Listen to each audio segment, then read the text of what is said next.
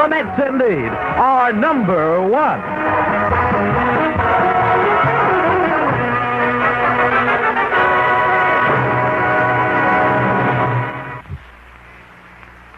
And now let's go to Shea Stadium for the voice of New York Mets baseball, Lindsey Nelson, Ralph Kiner, and Bob Murphy.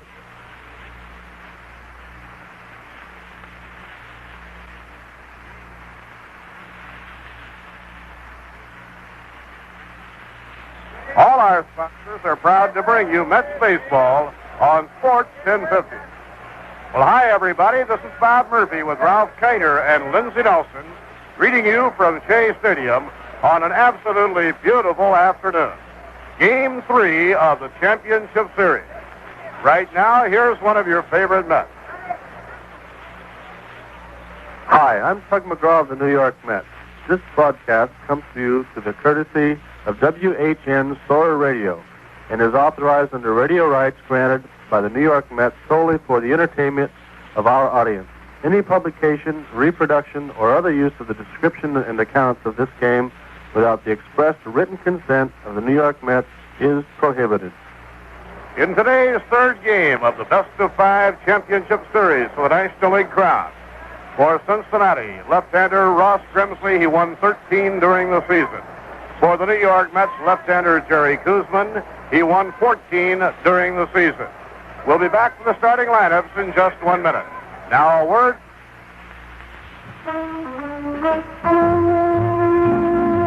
Due to the tremendous response and sales on the new 74 Mercuries, John C. Miller has an exceptionally large selection of good used cars. If you're looking for a good, clean automobile, now's the time to buy one. Large or small, they have them all. At John C. Miller, they always take care of you after they sell you. That makes a big difference. Stop in now or the selection is unlimited. And remember, now is the time to see the great new Mercury for 74. Styling, ride, comfort, better yet, take a ride in the new Mercury and see for yourself why people are switching to Mercury. 1974, truly the year of the cat. That's John C. Miller, 513 North Perry Street in Johnstown. Mercury for 74 offers you a lot more.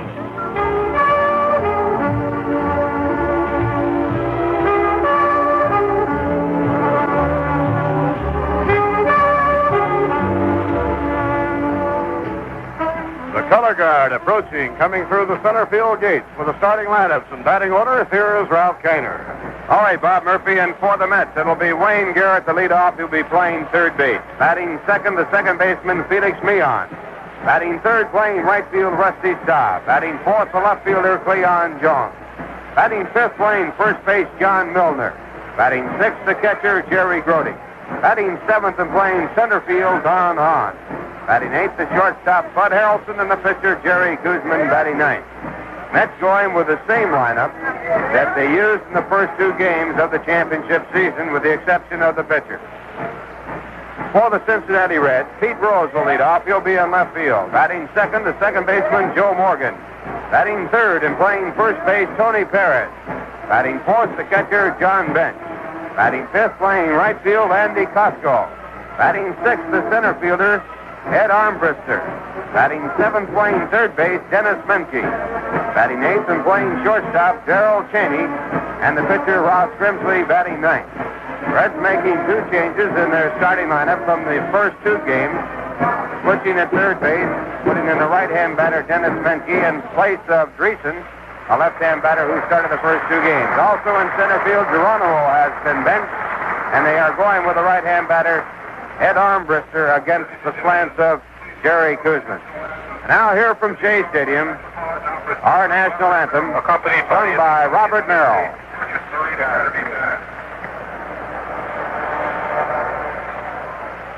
Oh, say, can you see why the dawn's early light was so proudly we hailed as the twilight's last gleaming, those broad stripes and bright stars through the perilous fight. Oh, the ramparts we watched was so gallant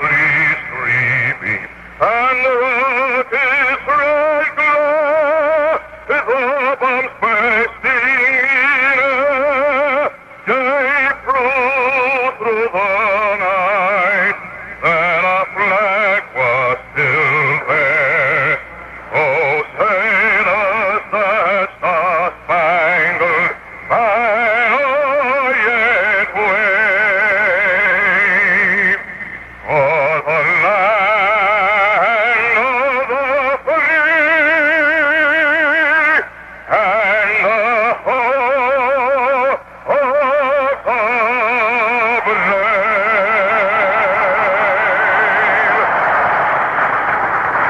Our national anthem, sung by opera star Bob Merrill, who is quite a baseball fan, follows the Mets all around, seeing them all around the different ballparks. Well, the third game of this championship season, best 3 out of 5 will determine the winner, who will meet the American League champions. Baltimore and Oakland have split their first 2 games, as have the New York Mets and the Cincinnati Reds. Beautiful conditions here for baseball. It's a beautiful day. We have a light wind blowing in from center field. Field condition is perfect. Outfield is in probably the best shape in quite some time, due to the fact we've had good weather and sunshine. At Cincinnati, in the 2 games played there, a new attendance record set for championship play. A total crowd for the 2 games going up to over 100,000 people. A total crowd actually of 107,472 paid. A single game record set yesterday when they drew 54,041 paid, and here today it looks like we're going to have a capacity crowd. The old record was set here at Shea Stadium when the Mets played the Atlanta Braves. In 1969, they drew 53,195, and here today it's going to be right around that figure with a capacity crowd. Gary Koosman has completed his warm-up pitches for the New York Mets. Ross Grimsley still throwing in the bullpen down the left field side, and now the New York Mets take the field.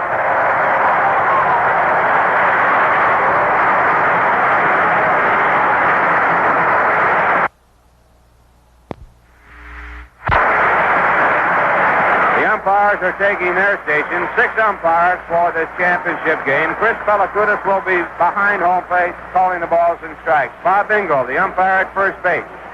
Bruce Fromming, the umpire at second base. Gary Dale will be the umpire at third base. Ed Sudol, the left field umpire. And Ed Fargo, the right field umpire. Now Mrs. Charles Payson is going to throw out the first ball for the New York Mets.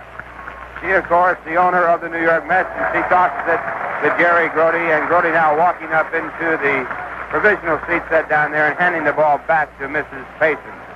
Mrs. Payson was unable to attend the games in Cincinnati due to illness, but she is out here today. She watched both games, of course, on television, and just before the ball game, Pete Rose and Johnny Bench, and it was their home runs that beat the Mets in the first game 2-1, came over to say hello to Mrs. Payson and pay their respects. 2-1 for the Cincinnati Reds in the first ball game. The winning pitcher was Pedro Bourbon in relief. And in the second ball game, the winning pitcher was John Matlack, as the Mets won it by a score of 5-0. A 2-hit shutout by John Matlack, putting the Mets even in the series at 1 apiece. Tomorrow it will be George Stone on the mound for the New York Mets. Game time will be at 2 o'clock. Stone, with a record of 12 wins and 3 losses, will be opposed by Fred Norman. He has won 13 and lost 13 for both the Cincinnati Reds and the San Diego Padres. It was when Norman was acquired from San Diego that the Cincinnati Reds turned around. They were in third place on July 1st, 13 games back of the first place Dodgers, and they came on to win it with a record of 99 wins and 63 losses, more wins than any team in baseball this year.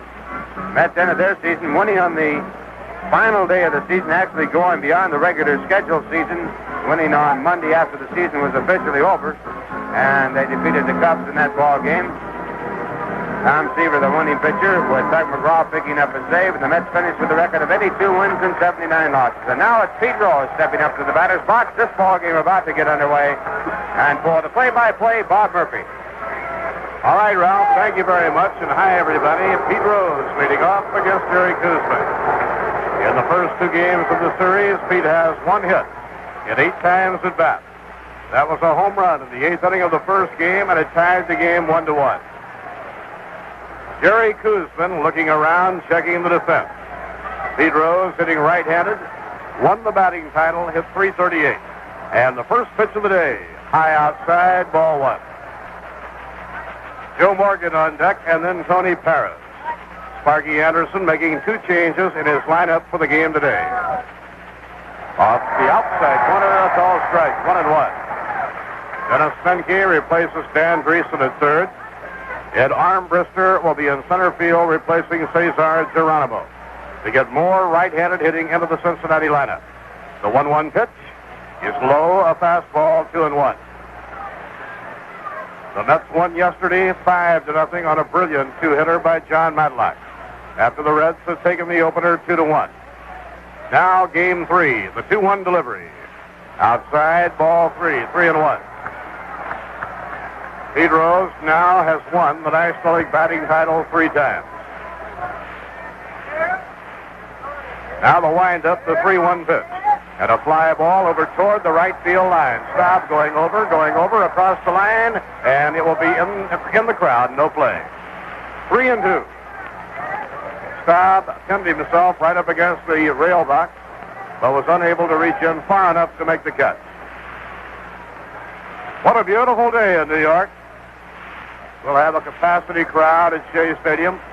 Still a few empty seats as the game gets underway. There are still people coming in. Joe Morgan is on deck, and then Tony Perez. In yesterday's game, and I'm sure it happened very few times all season long, Matlack stopped the first 4 men in the batting order. And a line drive to center field, caught by Don Hahn.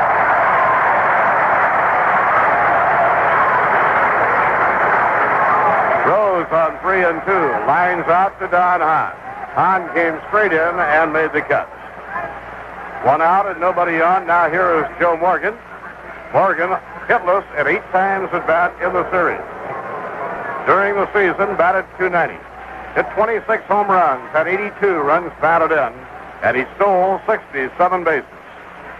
The Reds led the National League in defense. The Reds led the National League in stolen bases.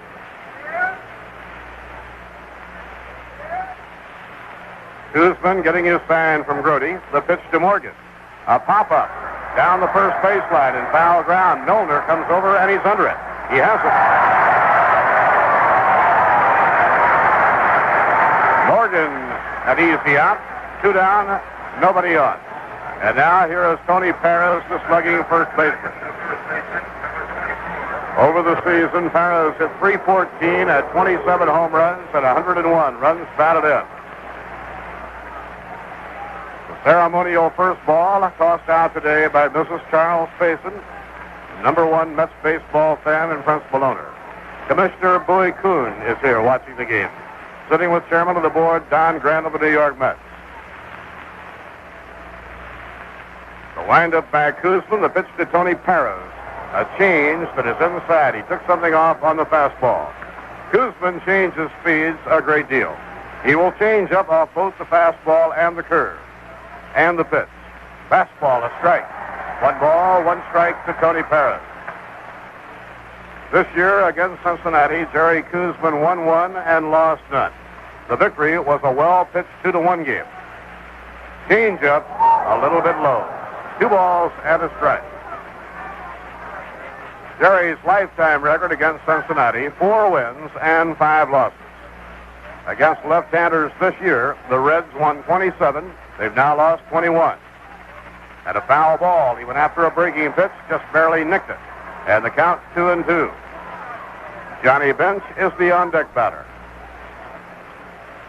This is game 3 in the best of 5. Games 4 and 5 scheduled here at Shea. High and away. Ball 3, 3-2. Tomorrow afternoon, George Stone pitches for the New York Mets against the little veteran Fred Norman of the Reds. 3-2 pitch. Swing and a miss. Koosman with a fastball fanned Tony Perez. The Reds are out 1-2-3 in the first inning. In the middle of the first, the Reds nothing and the Mets coming to bat. Bob and Karen Reed at Dairy Queen offer you this Mets baseball special. If you mention WIZR or the #1 New York Mets, they'll be more than happy to give you a super banana split at a regular banana split price. A 20-cent saving from Bob and Karen Reed at the DQ Dairy Queen, Route 38, Johnstown. Remember, Dairy Queen is the #1 for happiness for all ages. The weather may not be what you like it to be, but this is the right time, and Shepherd is the right place for you to pick out the new Pontiac you'll be driving in '74. At Shepherd Pontiac, you'll find many models to choose from, such as the Grand Prix, Granville, Catalina, Le Mans, and many more. You'll find a Pontiac that will fit the needs of you and your family. Shepherd Pontiac on the Hales Mills Road in Gloversville. The dealer on the hill, but always on the level.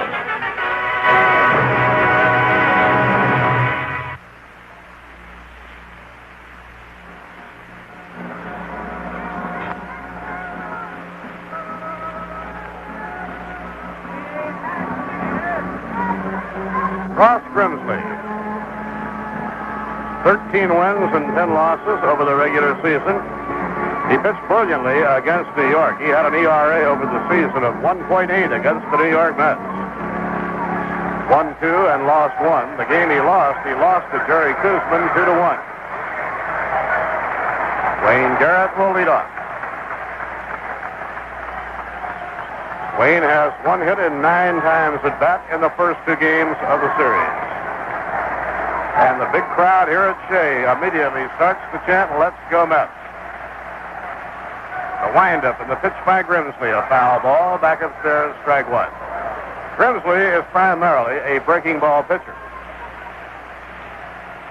Whereas Jerry Koosman struck out 156 batters over the season, Grimsley struck out but 90. But he has an excellent breaking ball. Grimsley takes his sign from Johnny Bench, delivers to Garrett, and a grounder foul, no play.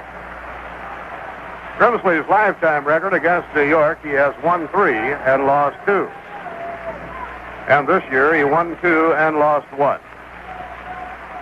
Born in Topeka, Kansas, he grew up in Memphis, Tennessee. Now makes his home in a small town in Indiana. Tall left-hander, delivers to Garrett inside the letters, 1 ball and 2 strikes. They say of Ross Grimsley that he is completely loose about everything. Pressure does not bother him.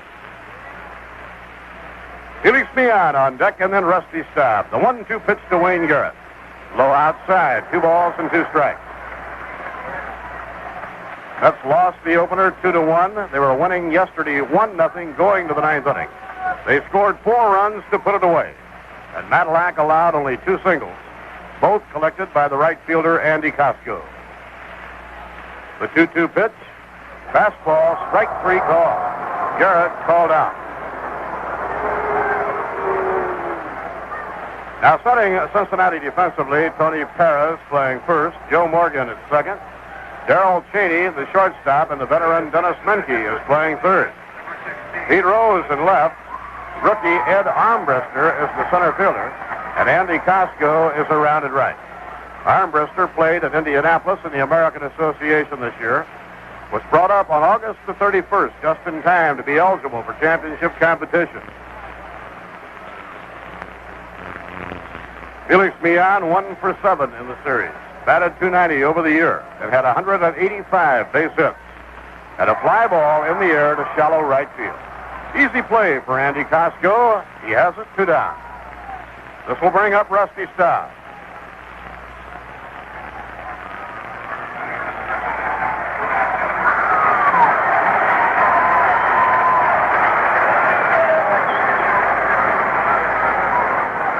Rusty 1 for 5. That was a home run off Don Gullett in the 4th inning yesterday afternoon at Riverfront Stadium.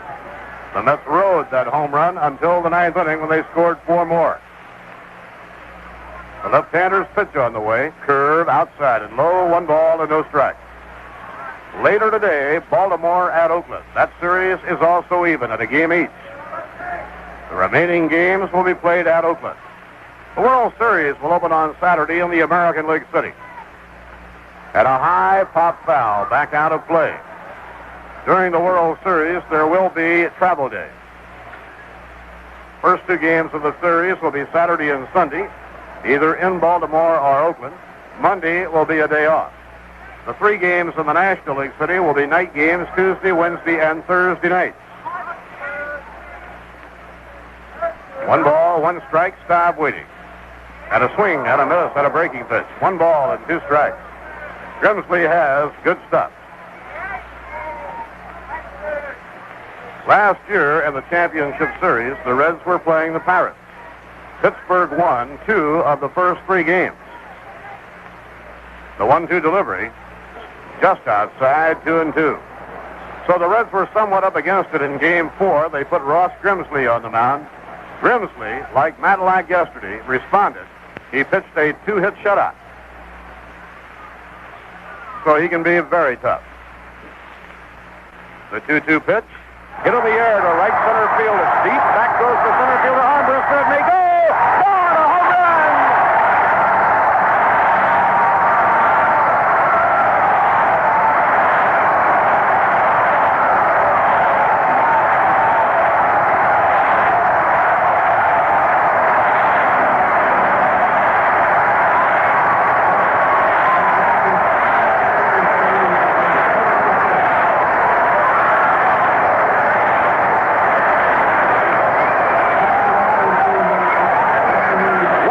New York on a home run to deep right center field by Rusty Staub.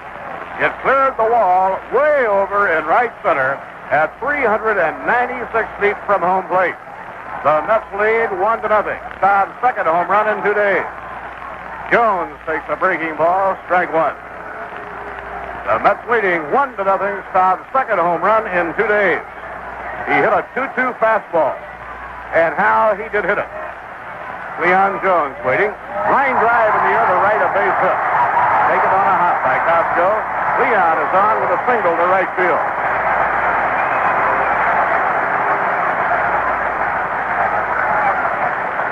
Now John Milner. Jones hitting a hard single to right, his second hit of the series. And it brings up John Milner. Milner has 1 hit in 6 times at bat. Milner, the club leader in home runs during the season with 23. Rusty Staub hit 15 during the season. Now has 2 in 2 days, both off left-handers. Breaking ball, a strike to John Milner. Staub's home run yesterday in the 4th inning came off Don Gullett. Fastball, left-hander. Now off to Ross Grimsley. And the pitch on the way to Milner, a swing and a miss. And the count is strike 2.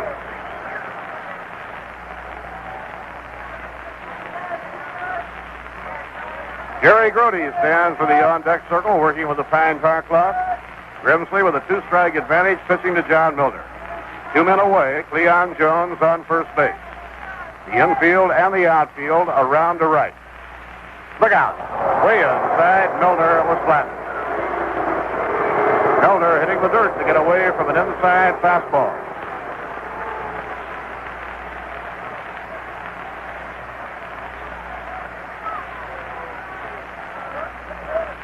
Center fielder Ed Armbruster shades to right center against John Milner.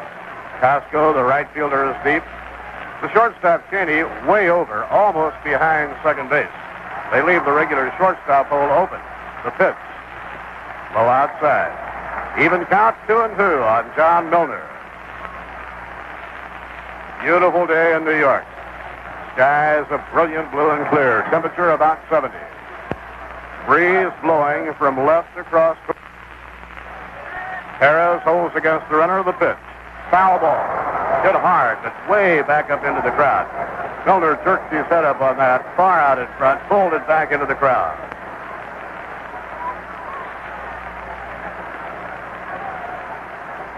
One run in, last of inning number 1. That's 1, Reds nothing.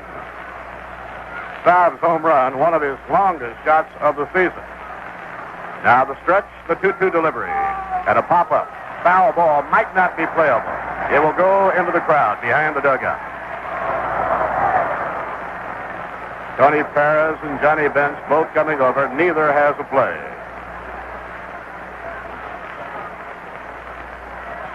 If the Mets win the National League crown for the first time in New York baseball history, there will be night World Series games in New York.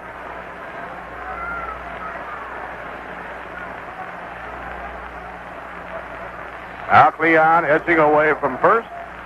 The throw to first base by Grimsley, not in time.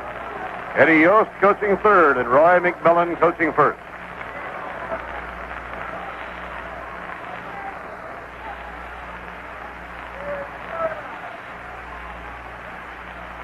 The 2-2 delivery reached for, fouled into the dirt near home plate. With 2 outs and nobody on, and a count 2-2, Rusty Staub hit a fastball beyond the wall in deep right center. It went over the 396 mark. Leon Jones singled to right, and the count is 2-2 on John Milner.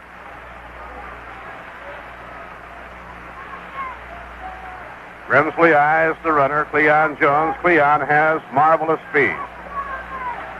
And the pitch. Swing and a foul tip. Could not be handled by Johnny Bench, and Milner stays alive. Huge crowd at Shea. This is going to be a tremendous championship series, attendance-wise, and also artistically the way it has started out. Crowds of 53,000 plus and 54,000 plus in Cincinnati. Over 50,000 today in New York. Now Grimsley is ready, delivers. Swing and a miss. He struck him out. Side retired. 1 run, 2 hits, no errors, 1 left. At the end of 1, the Mets won, the Reds nothing. Here's Tanner Lumber and Supply in Port Alban has the largest selection of unfinished furniture in the area. You can choose from hard or soft wood by such famous manufacturers. Sargent and Postley. This furniture is all assembled, ready for you to stain, paint, or antique. And of course, Tanner Lumber has all the materials for you to do the job with. They also have building supplies, tools, and a complete hardware line. Stop in soon at Tanner Lumber, North 2nd Avenue in Port Alban. Make a richly rewarding investment in your motoring pleasure and get a new 1974 Dodge from Howell & Pearson Incorporated, Dodge City. They have something to please everyone, whether your tastes are stylish, sporty, large, or small. Their selection includes the Challenger, Charger, Dart, Polara, and Monaco. And when you buy from Howell & Pearson Dodge City, you can be sure of great service after the sale. That's Howell & Pearson Incorporated, 224 West Main Street, Johnstown.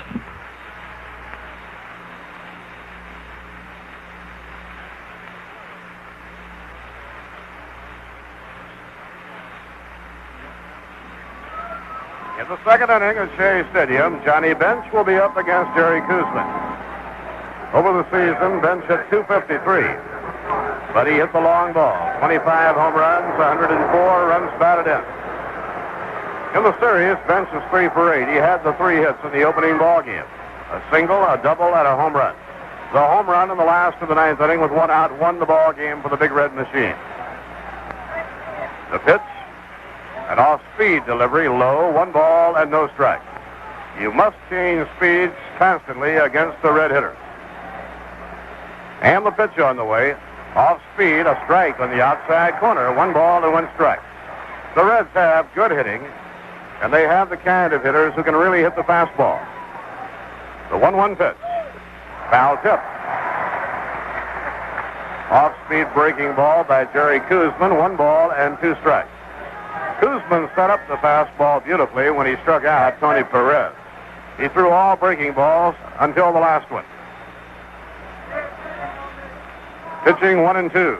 Off speed, high and away. 2 balls and 2 strikes. Andy Costco, the right fielder, will be hitting next, and then the rookie center fielder, Ed Armbrister. The 2-2 pitch. Strike 3 called and changeup. Masterful work by Jerry Kuzman. He got Bench looking on a 2-2 changeup.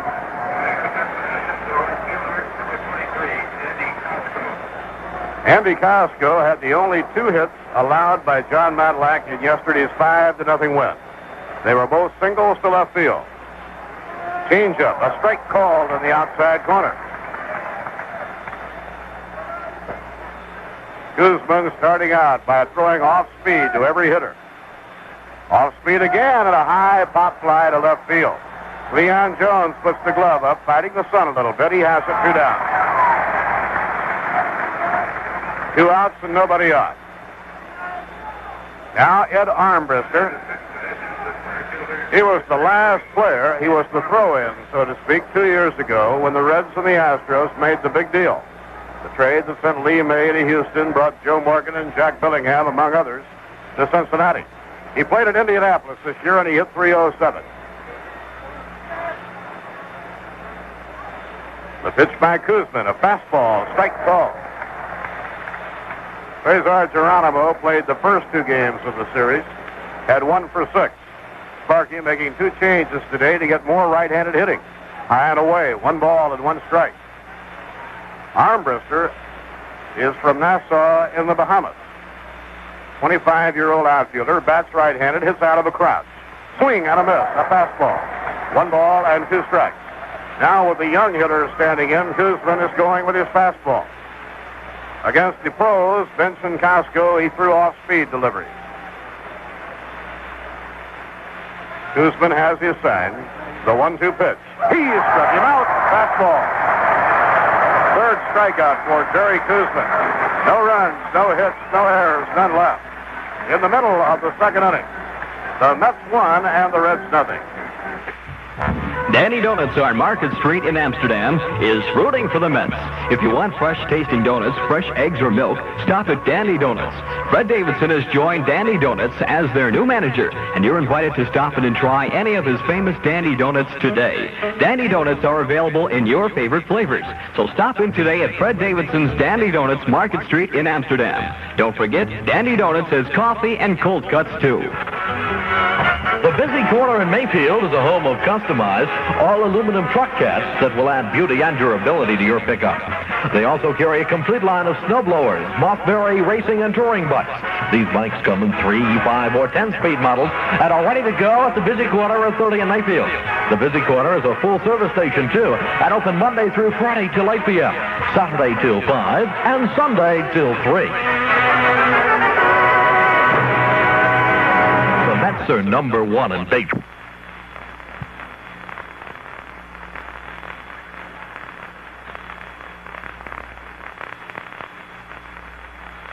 Last of the 2nd. New York leading Cincinnati 1-0. Jerry Grody faces Ross Grimsley. Tomorrow afternoon here at Shea, Fred Norman, who probably made as many contributions to the success of the Big Red Machine as anybody, will be opposed by George Stone, who did a remarkable job, winning 12 and losing only 3. Grody, right-hand hitter, waiting. Takes high, 1 ball and no strikes. Jerry delivered a very big hit in the victory yesterday. In the 9th inning, he singled, driving 2 runs in. It made the score 4-0. The 1-0 pitch. Outside, 2 balls and no strikes. Super sensational day in New York. It just could not be better. Mets flew back from Cincinnati, arriving last night at Kennedy around 10:15. Ball 3, a fastball wide, 3-0. In the Cincinnati bullpen, Jack Billingham is just doing some tune-up. If the game goes to the 5th game, it will be a rematch, Don Seaver and Jack Billingham. Ball 4, Grody walks on 4 pitches.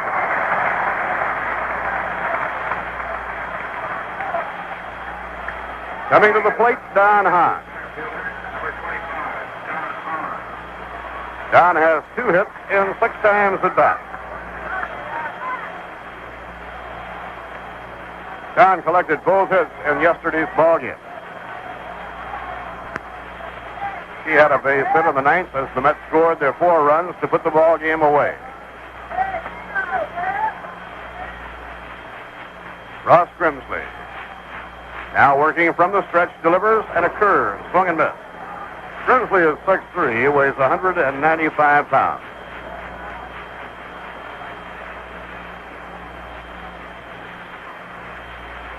Tony Perez holding against Jerry Grody at first. Nobody out. We're in the last half of the 2nd. The infield is straight away. Hahn takes the fastball low outside. 1 ball and 1 strike. Menke playing even with the bag, wide of the line at third. Joe Morgan and Darrell Cheney are straight away and in a stride, looking for the chance to make a double play. Armbruster, the center fielder, a couple of strides to right center, and a swing and a miss. 1 ball, 2 strikes. Hahn chased the fastball that was out of the strike zone.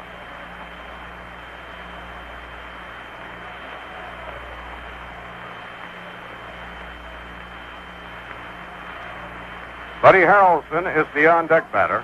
Then Jerry Kuzman. The 1-2 delivery. Way outside, he had him tempted. But Hahn checked up on his swing just in time. That pitch was almost identical with the last one that Hahn went after.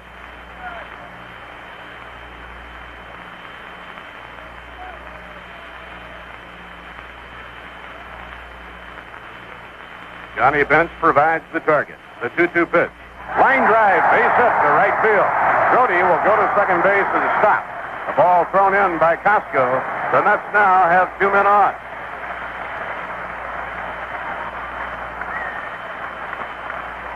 Don Hahn, a line single into right field. His 3rd hit in the championship series. Now Bud Harrelson. Had a problem here for manager Yogi Berra. If he has Buddy Harrelson bunt, it means the pitcher would be coming up. He might very well let him swing away. We will now get warm-up action in the Cincinnati bullpen. And left-hander Tom Hall will start to warm up.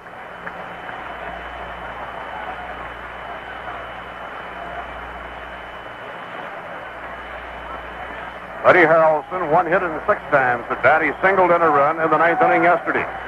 Now the Reds must play in case of a bunt. With Kuzman on deck, he may or may not be bunting. We'll know in a moment. Here's the pitch on the way. He was going to swing away, and it's outside and low, ball 1.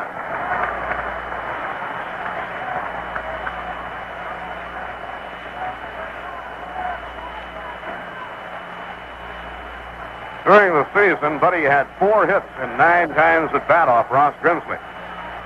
Well hit fly ball down the left field line. It might go foul. It's right down the line and foul. A foul ball deep in the left field corner. That ball traveled in fair territory at least 90% of the distance. Finally turned foul just at the last moment and landed in the corner. 1 ball and 1 strike.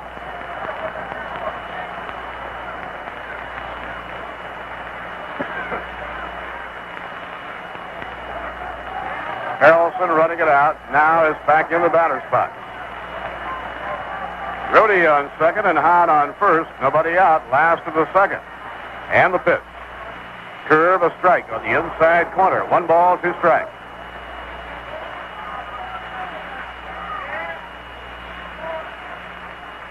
Jerry Kuzman is on deck. Then leadoff batter Wayne Garrett. The Mets lead 1-0 on a Rusty Staub home run in the 1st inning. Buddy Harrelson crouches slightly, the pitch. Line drive in the air to right field. Costco will make the catch. The runners hold at first and second. Ball hit hard by Buddy, but right to Costco, the right fielder. 1 man away, the runners holding, and here's Jerry Kuzman coming up.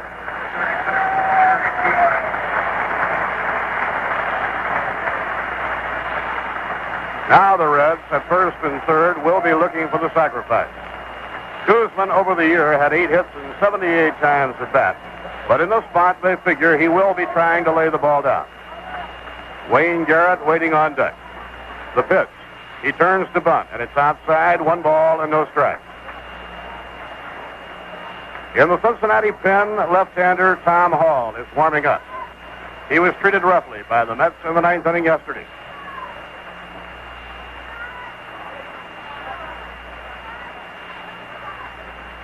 The 1-0 delivery. Bunted, fair ball, back toward the mound. Grimsley falls down, can't make a play. The base is loaded.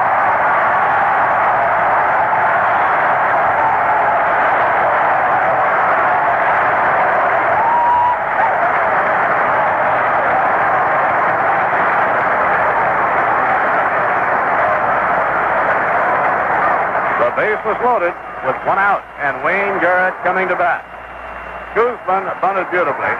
He had some backspin on the ball. Grimsley came down off the mound, charged in, and as he picked it up, he dug a divot. His feet went out from under him. He landed on the seat of his pants. Fell back on his back. By the time he could straighten up, he knew there was no point in throwing. Make that a base hit. We'll wait for the official scoring. Bases loaded. Wayne Garrett is the batter. The big crowd roaring now, Shay. The windup by Grimsley, the pitch. Too high, ball one.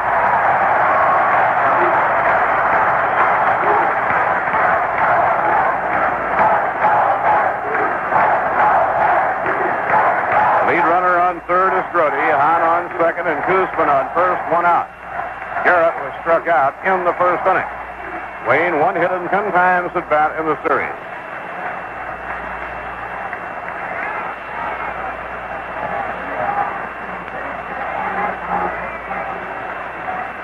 Guzman will get a base hit on the bunt. Now the windup, the pitch to Garrett. Too high, ball two. Sparky Anderson calls timeout. The skipper of Cincinnati will go to the mound. Grimsley going behind on Garrett. 2 balls and no strikes. He has no place to put him. A walk would force in Jerry Grody. Johnny Bench and Sparky Anderson are at the mound now, talking with Ross Grimsley, trying to settle him down as he goes behind. 2 balls and no strikes.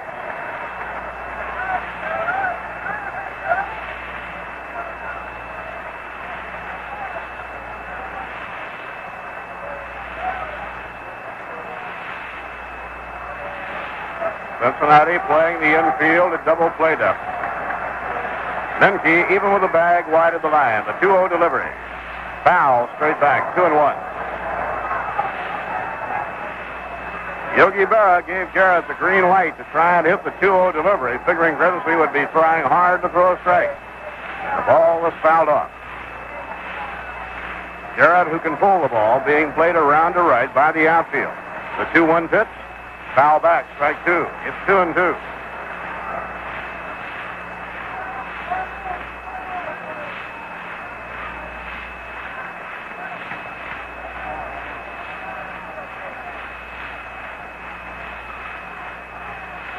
On Wayne Garrett.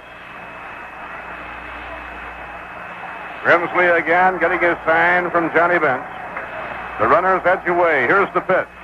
Foul ball. Came off the bat, slid into the ground right at the plate. Count remains at 2 balls and 2 strikes to Wayne Garrett. Grody led off with a walk. Hahn on 2-2, single to right. Harrelson hit the ball hard but lined out to right. Guzman bunted to load him up. He beat out the bunt when Grimsley lost his footing. The 2-2 pitch. Fly ball hit the center field. It will score a run. It's fairly deep. Armbruster getting under it, makes the catch. Tagged up is Grody coming down the line. The throw is going to third, and the throw gets loose. A run is in. The Mets lead 2-0.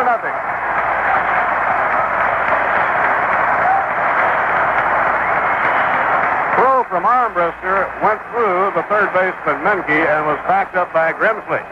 The Mets lead 2-0. That was one of those unusual plays. Grody was coming down the line. Armbruster threw to third, trying to get Hahn. Had the throw been handled, it might have been very close. And had Hahn been out before Grody crossed the plate, the run would not have counted. An RBI for Wayne Garrett on the sacrifice fly. Runners at first and third, and Felix Millan is the batter. High and away.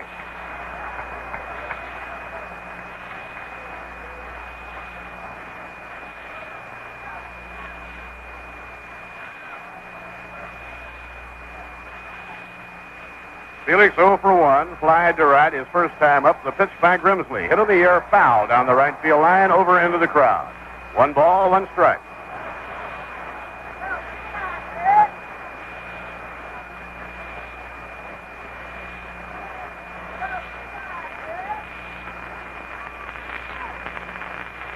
Mets leading 2-0.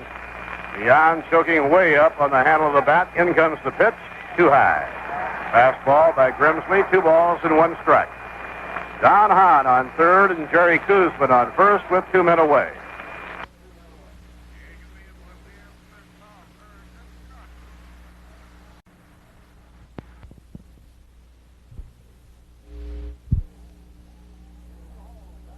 Bringing home Don Hahn. We will get a new pitcher.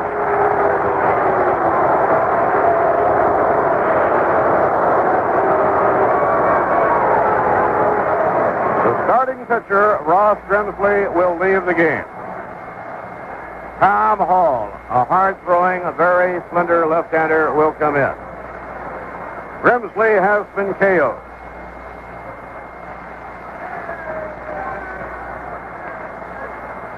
He leaves the game after 1 2/3 innings. He has permitted 3 runs, but allowed 5 hits. He walked 1, a costly walk. It was to Grody. He now has scored. He struck out 2.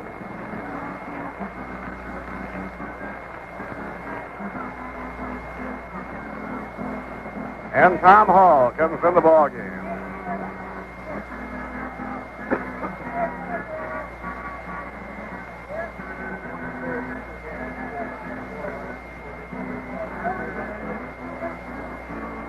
Tom Hall has now relieved in each of the first 3 games of the championship series.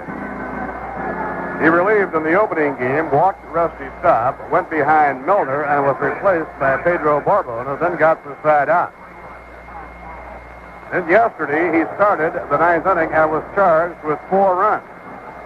He retired Wayne Garrett, but Mian singled, Staub walked, Jones singled, and Milner drew a walk of the intentional variety. So yesterday, in 1/3 of an inning, Tom Hall was charged with 4 runs and 2 hits. So he has not been sharp so far in the series, but over the regular season, Tom Hall was an outstanding relief pitcher with the Cincinnati Reds.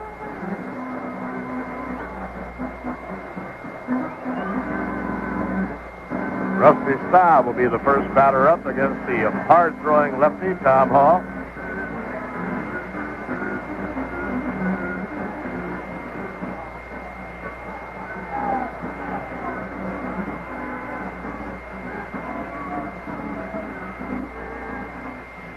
During the regular season, he won 8 and lost 5 and had 8 saves to his credit. He worked 103 innings, allowing only 74 base hits, a very good ratio. Last season, as a relief pitcher, he came very close to leading the Cincinnati staff in strikeouts.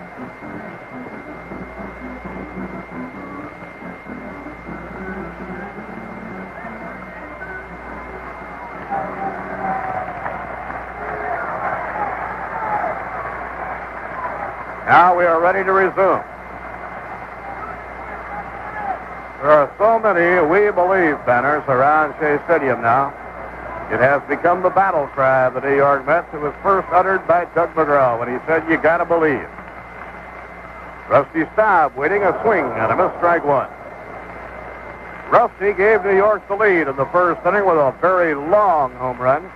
He went over the 396 mark in distant right center field. His second home run in 2 days, both against left-hand pitching.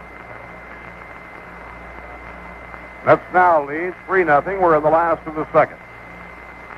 And a well-hit fly to deep right by Rusty Staub. Way back, it may go. It's gone, a home run.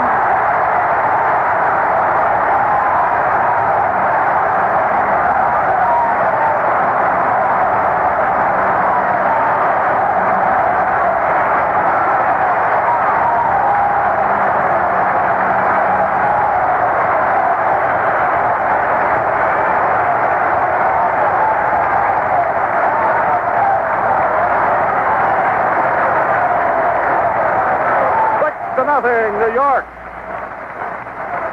Rusty Staub hitting a mountain of a home run to right field. On the downward flight, it hit against the auxiliary scoreboard, not far from the foul pole. In his last 5 times at bat of the championship series, Rusty Staub has hit 3 home runs, all 3 against left-handers. Leon Jones takes inside, ball 1.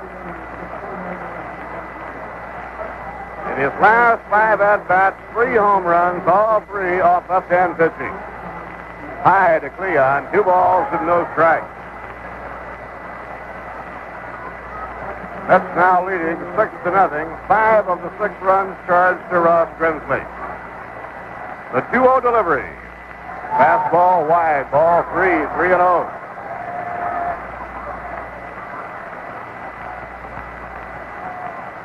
New York, 6 runs on 6 hits. Rusty Staub has driven in 4 of the 6 runs. And a fastball on the outside corner, 3-1 to Cleon Jones.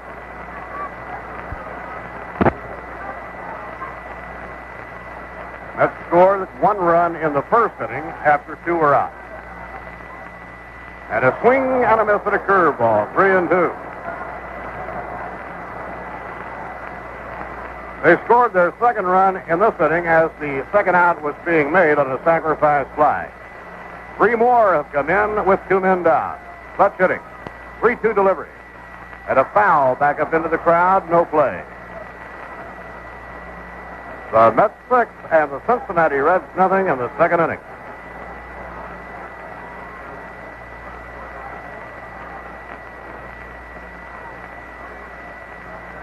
Now Tom Hall winds the 3-2 pitch. Ball 4. He missed high outside. And the inning continues as Jones goes to first base. Milner is the 9th man to bat in the inning. Brody opened the inning with a walk.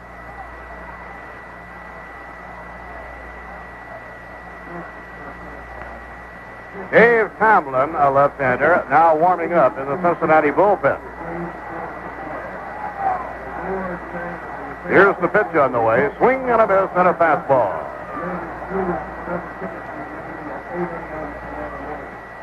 The Mets have now scored 10 runs in their last 3 innings against Cincinnati. Here's the pitch on the way. Curve on the corner. Strike 2 to John Milner. Tom Hall was charged with 4 runs yesterday. He has been charged with 1 here today, but when Staub hit the home run, 2 men were on. The 2-strike delivery and a high foul pop-up going out of play into the crowd down the right field line. Last year, the Reds were down 2-1 in the championship series with the Pirates. They rallied to win. Grimsley in Game 4 hurled a 2-hitter. Last year, however, when they fell behind, they had the opportunity of playing at home to pull it out. 1 ball, 2 strikes on John Milner. Dave Tomlin, a young left-hander, is up now in the Cincinnati bullpen. Tony Perez holding against Cleon Jones. Curve outside, 2-2. Hall has not been sharp with his control so far in this championship series. Statistician Art Friedman quickly figures out he has an ERA in this series against New York of 175 runs a game. Swing and a foul tip.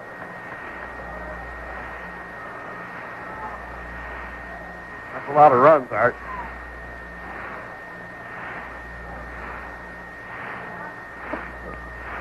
Officially, he has worked only 1 inning. And has now given up 5 runs. 1/3. And a swing and a foul back against the screen. Count remains 2-2 on John Milner, the 9th man up in the inning. 5 runs have scored on 4 hits. The big one, a 3-run homer by Rusty Staub, his 2nd home run in 2 innings. Milner waiting, the 2-2. Swung and missed, strike 3, and the side retired.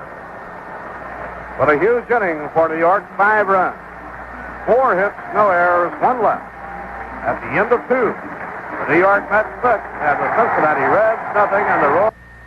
The Mets are number 1 in baseball, but when it comes to sandwiches, you can't beat Milt Shaver's Delicatessen and Restaurant, 122 East Fulton Street in Gloversville.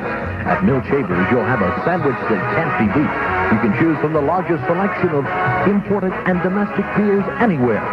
and the cheesecake for dessert, along with the personalized service, are incomparable. The meat truly outweighs the bread in any sandwich at Milkshaver's.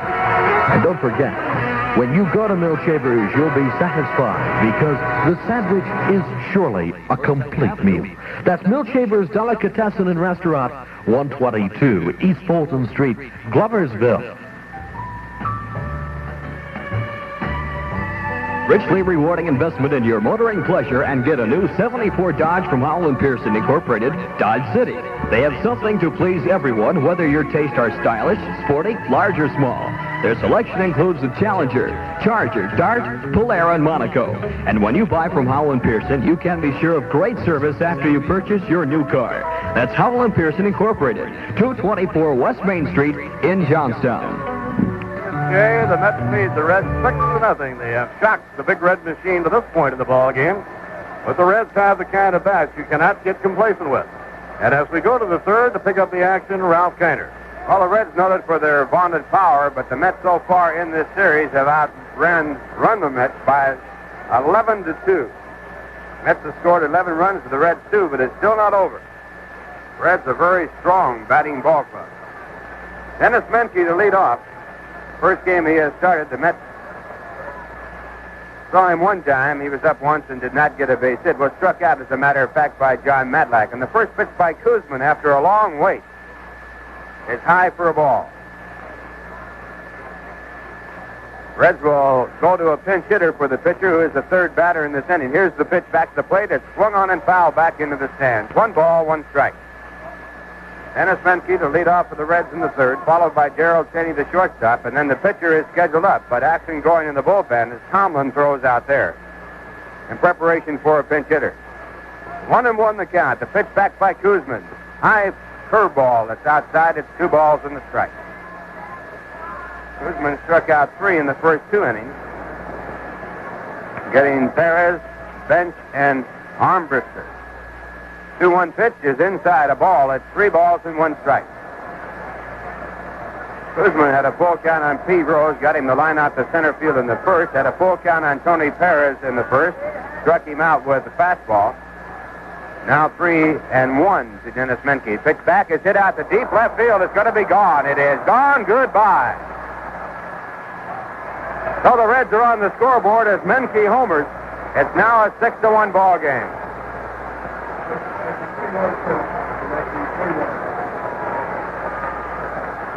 Menke sitting on the fastball with a 3-1 count and hitting the cripple out of the ballpark. In the regular season, Menke had 3 home runs, batted at .191. So now the Mets with a 5-run lead, and Darrell Cheney coming up. He's 0 for 2 in the series. All 3 of the runs scored by the Reds in this series have been on home runs. 1 by Rose, 1 by Bench, and now 1 by Menke. Here's the pitch back by Koosman. It's inside and high a ball.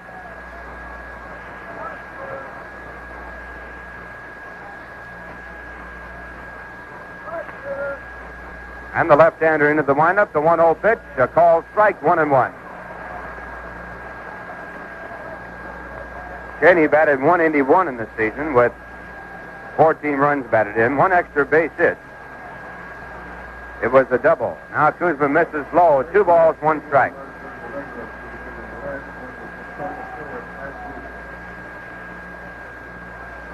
And a 2-1. Koosman back to the plate. It's swung on a miss. That time Koosman with a fastball over the inside part of the plate. Larry Stahl is in the on-deck circle for the Reds as a possible pinch hitter. And a 2-2. Koosman to the plate. The pitch is swung on and fouled back against the screen. So the count remains at 2 balls and 2 strikes. Koosman had an earned run average this year of 2.84. Third best on the Mets. Seaver led all National League pitchers at 2.08. In between, George Stone, the starting pitcher tomorrow. There's a swing and a foul ball. So the count again stays at 2 balls and 2 strikes. Last year when Koosman won 11 and lost 12, he had an earned run average of 4.14. Now again, the 2-2 pitch. And it's hit out into shallow right center. Moving back as Felix Miani makes the call. And he makes the cut.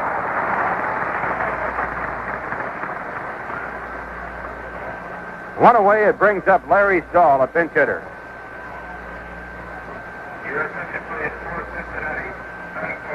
Stahl was a pinch hitter against Tom Seaver in the first ball game and was struck out.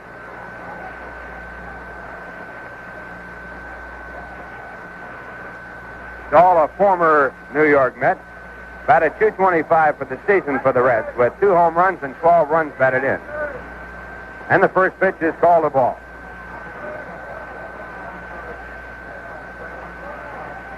His 2 home runs were hit off Met pitching, one off Hank Webb and one off Tom Seaver in the regular season. Stahl, a left-hand batter. Guzman's next delivery swung on and fouled back, and the count 1-1.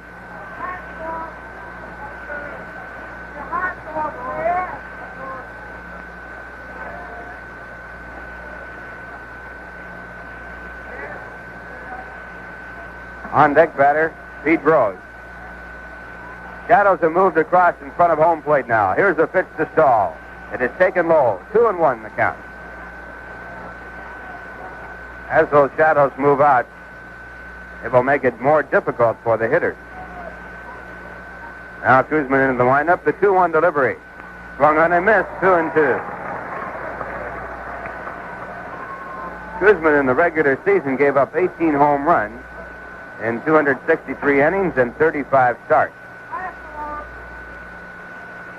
And a 2-2, the pitch to Stahl. It is grounded foul.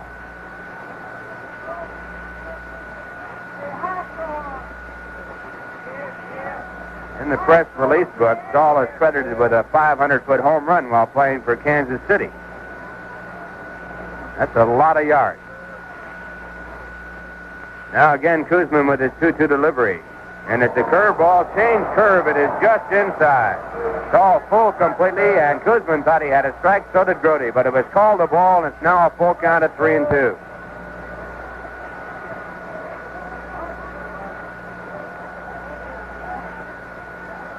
And the 3-2 pitch. Stahl bloops it into center field, coming up his hand. He can't get to it. It dropped in for a base hit. He broke his bat.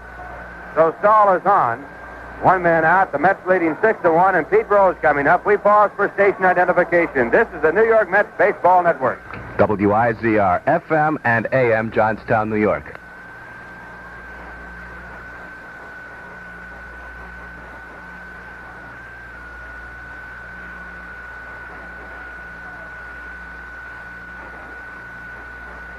From Shea Stadium, the Mets leading 6-1. Pete Rose, the batter, with the runner on. And Guzman's first pitch. Rose moves out the bunt and bunts the ball foul. Rose trying to get on. One of the big sluggers behind him. Joe Morgan, who had 26 home runs in the season. Tony Perez, who had 27. And Johnny Bench, who had 25. Runners batting, the batters batting behind Rose. There's a ground ball in the hole. It's a base hit to left field. Stahl moves to second base and holds there, and the Reds now have runners at first and second with 1 man out. And now quickly the bullpen phone rings for the Mets. We're going to have action out there. Joe Morgan coming up.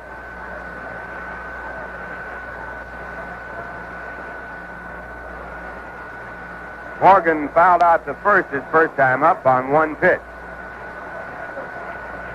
Batted .290 for the season with 26 home runs, 82 runs batted in. Harry Parker is now getting ready to throw in the bullpen for the Mets. The first pitch to Morgan, a sidearm fastball. It's over, a called strike.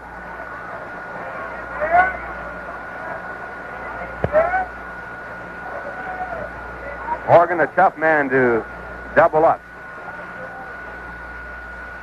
Has that tremendous speed.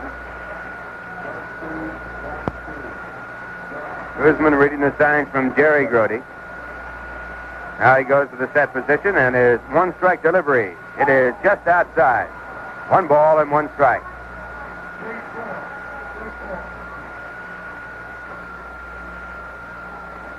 That's getting a run in the first and a home run by Staub. 5 in the second, a 3-run home run by Staub contributed him. Now a swing of the fastball. It's fouled back in the count. 1 ball and 2 strikes. Reds trying to bounce back, get back in this ball game. Kuzman has the sign, goes to the set position. The 1-2 pitch. Morgan hits it hard to right, a base hit. Stahl goes to third base, and Rusty Staub comes up with it. Stahl comes in to score, and Staub holds the runner at second. So Rose now at second. Morgan with his first hit of the series. He was 0 for 9 before the base hit. And Tony Perez coming up, and it's a Gary-type situation for the New York Mets, and Rube Walker, the pitching coach, is going out to the mound.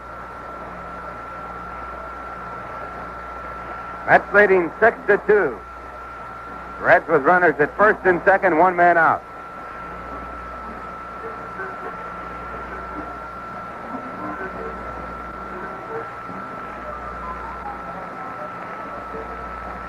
Rube Walker talking with Jerry Kuzman.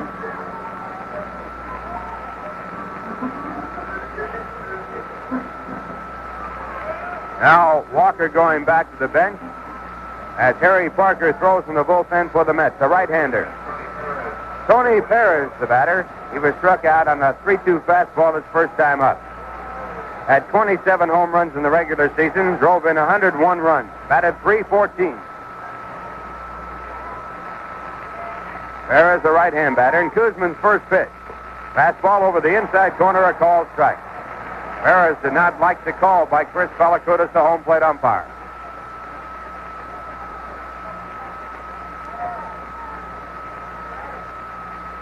Now Kuzman again set. And a one-strike delivery. Fastball again inside, but this one off the plate. It's called a ball. 1 ball and 1 strike.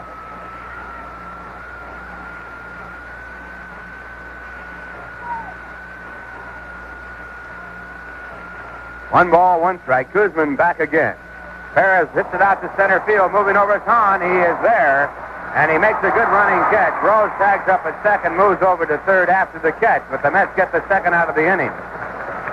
Good running play by Hahn in center field, taking that ball out in right center field. And now Johnny Bench coming up with runners at first and third and 2 men out.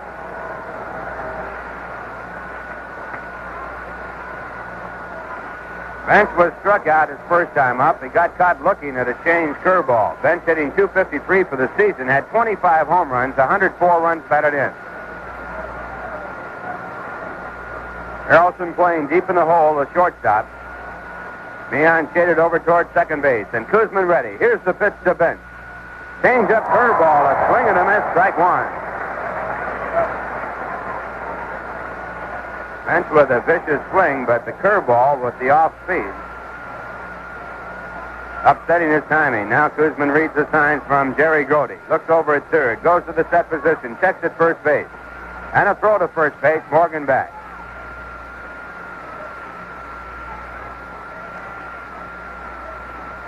Morgan with 67 stolen bases in the season, the runner at first.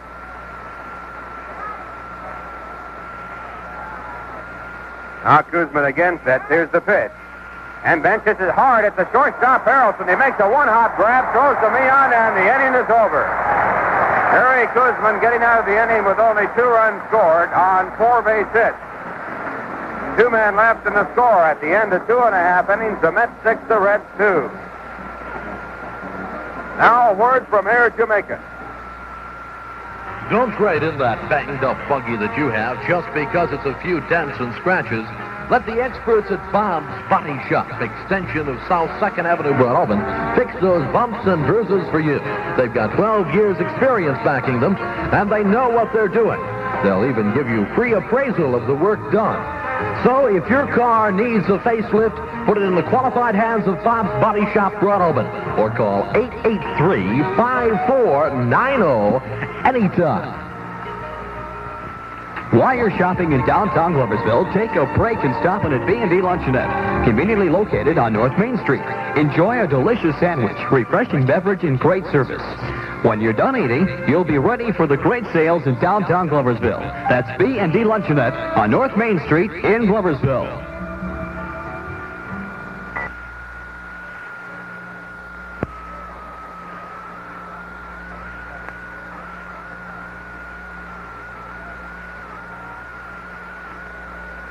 Dave Tomlin, a left-hander, the new pitcher for the Cincinnati Reds. Tomlin has an earned run average of 4.82 for the season. He won 1 and lost 2. He was in 16 ball games, all in relief.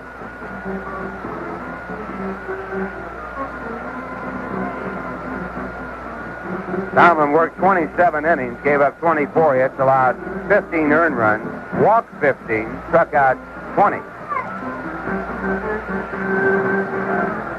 He appeared against the Mets twice. First time on July 13th, he went 4 2/3 innings, gave up 3 hits and 1 run. And also on August 18th, he worked 2 2/3 innings, gave up 6 hits, allowed 2 runs.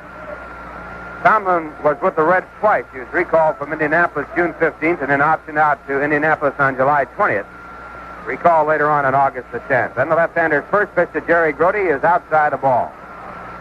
Grody walked on 4 pitches in the second to start a 5-run rally.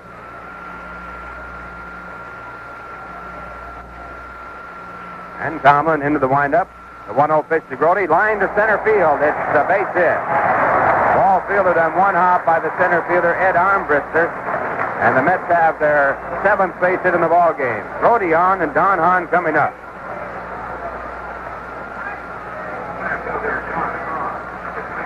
Don Hahn singled to right field behind Grody's walk in the second to keep the rally going. He's had 3 hits and 7 times up in the series. Mets leading 6-2. Shadow has extended out to about halfway between the pitcher's mound and home plate. The first pitch by Tomlin, taken low, a ball.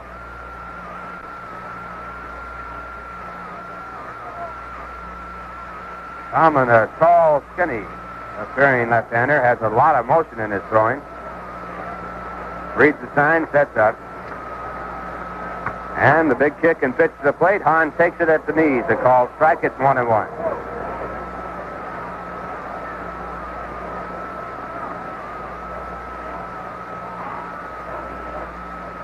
It is raining in Oakland, where Baltimore is scheduled to play the 3rd game of their series. They split the first 2. Next pitch to Hahn, a curveball. It's low. It's ball 2. 2 balls, 1 strike.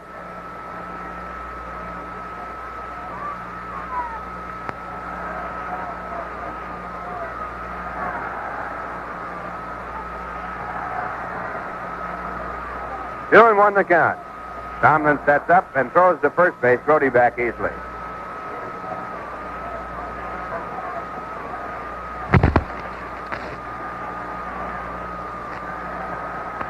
Grody again off. Not too big a lead. Tomlin sets. And the pitch, Grody running, is grounded out to shortstop. No play at second. Fielded there by the shortstop, Caney, to throw to first base in time for the out. But on the hit and run play, the Mets get a runner in scoring position.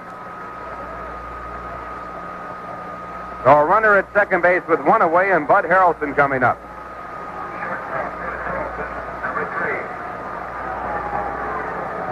Bud lined out to right field his first time up.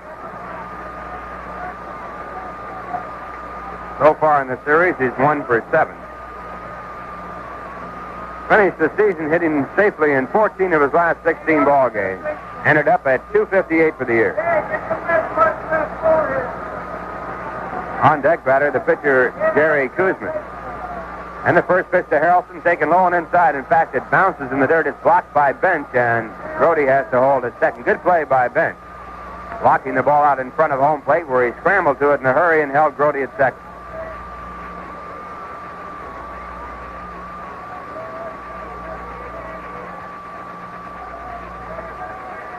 One ball, no strikes to count. And Tomlin's next pitch to Harrelson. It's foul on the first base side, into the stands, out of play. 1-1 the count.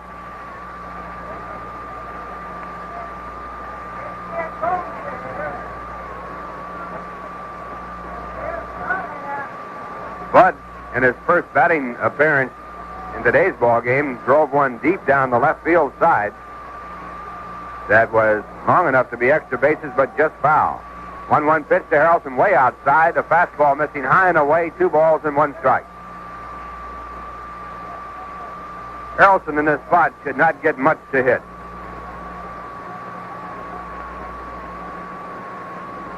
Two and 1. And the pitch back by Tomlin is outside again. The count 3 balls and 1 strike.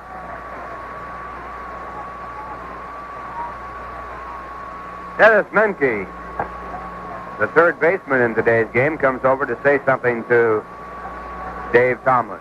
Now goes back to his position. Brody, the runner at second base. One man out. 3-1 count to Harrelson. Here's the pitch. Harrelson hits it foul down the left field side, out of play. So the count goes to 3 balls and 2 strikes.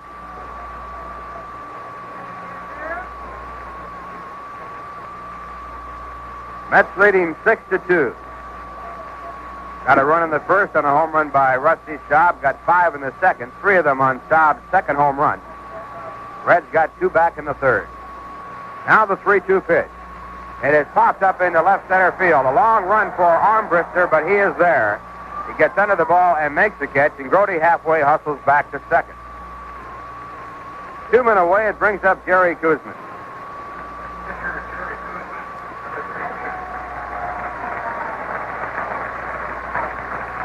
Jerry had a bunt base hit his first time up in the sacrifice situation. He bunted the ball so well that Ross Grimsley, the starting pitcher who was pitching at the time, fell down trying to field the ball.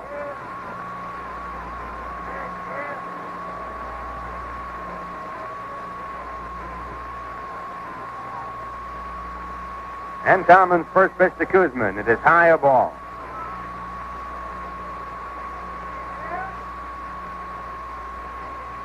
Kuzman drove in 3 runs in the regular season with 8 base hits. He had 1 extra base hit, a double. The 1-0 pitch. Kuzman takes it outside. It's 2 balls and no strikes.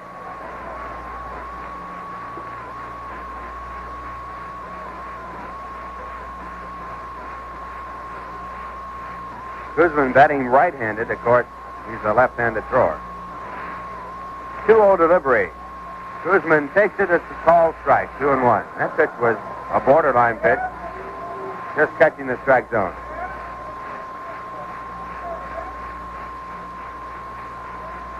Tomlin sets up, checks Grody at second. Comes back to Kuzman. Kuzman lines it to right center, a base hit. The Mets will score. Grody comes in to score. The ball going up the alley, fielded by Costco in right center field, and the Mets lead 7-2 on the base hit by Jerry Kuzman.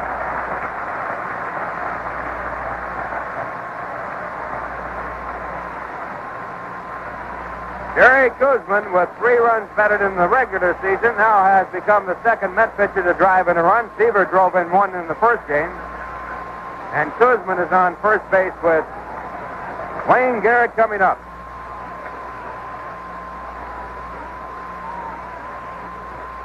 Garrett drove in a run in the second with a sacrifice fly. Was struck out in the first. He's 0 for 1, and he takes the first pitch at the knees, a called strike.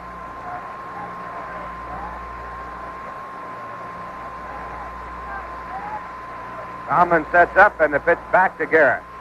Swung on and fouled, back out of play. It's strike 2.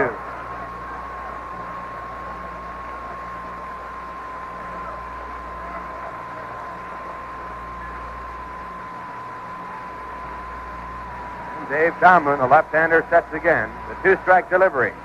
Garrett pops it up back of home plate. Coming back is Bench. He might have room. He is back, but he can't get to it as it goes on top of the screen out of play. So the count holds at strike 2.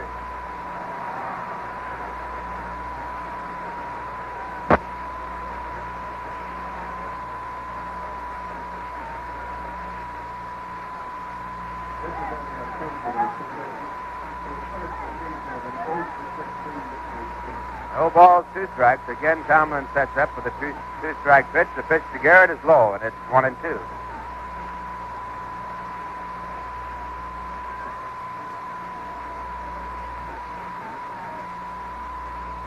Again, Tomlin ready, and the 1-2 pitch to Garrett. In the dirt, dug out by Bench. 2 balls, 2 strikes.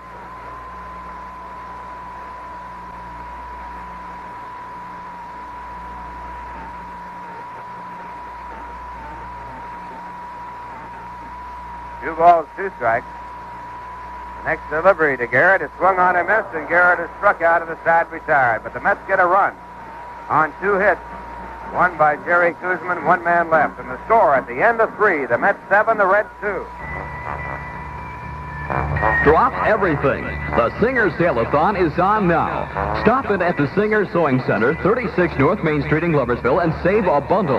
Right now, you can save $90 off the regular price of the luxury touch and sew sewing machine with cabinet. This machine gives you professional results and has 14 built-in stitches, including speed basting. And for the economy-minded, see the Singer Model 177 for only $66. Get in on the Sale-a-thon at Singer's, 36 North Main Street in Gloversville. Whether you're looking for a car that's stylish, sporty, large, or small, you can make a richly rewarding investment in your motoring pleasure by getting a 1974 Dodge from Howell & Pearson Incorporated, 224 West Main Street in Johnstown. And at Howell & Pearson, you can be sure of the great service after the sale of your new car. That's Howell & Pearson Incorporated, 224 West Main Street in Johnstown.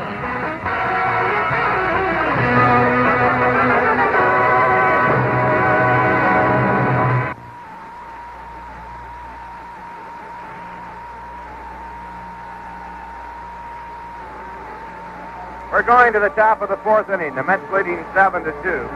The Reds coming up, and their leadoff batter will be the right fielder, Andy Costco. Mets have 7 runs on 8 base hits. They've made no errors. The Reds have 2 runs on 4 hits, and they've made no errors. Costco batting for the second time. His first time up, he flied out to left. Costco, a right-hand batter, plays against left-hand pitchers. Got the only 2 hits given up by Matlack in yesterday's victory for the Mets, 5-0. And the first pitch by Kuzman, a fastball high, a ball. In the regular season, Costco batted .280 with 9 home runs, 21 runs batted in. 1-0 pitch. Curveball, it's inside. 2 balls and no strikes. Kuzman had perfect control in the first 2 innings and then started to get behind batters. On a 3-1 pitch, Menke homered for the first run for the Reds. Here's the 2-0 pitch, swung on and missed. A vicious swing, it's 2-1. On a 3-2 pitch, Larry Stahl, a pinch hitter, broke his bat and got a base hit to center field. Pete Rose singled the left, and then Joe Morgan singled the right to drive in the Reds' second run. That made it a 6-2 ball game after the Mets had scored a run in the first and 5 in the second. Mets got 1 run back in the bottom half of the third, driven in by Jerry Kuzman. 2 balls, 1 strike. Here's the pitch. Curveball over, called strike. So the count at 2-2.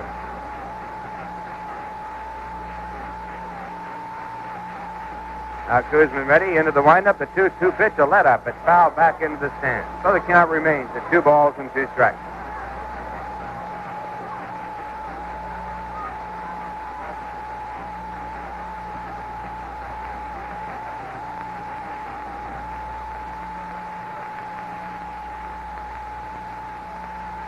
And the 2-2 pitch, a curveball, swung on and missed. Ball was dropped by Jerry Grody, but he picked it up and tagged Costco as he was walking back toward the bench. So officially, it's a strikeout put out to Grody. That is Kuzman's 4th strikeout, and with 1 away here in the 4th inning, the center fielder coming up for the second time, Ed Armbruster. He was struck out his first time up. Kuzman got him with Smoke. Comes back with Smoke, gets a strike.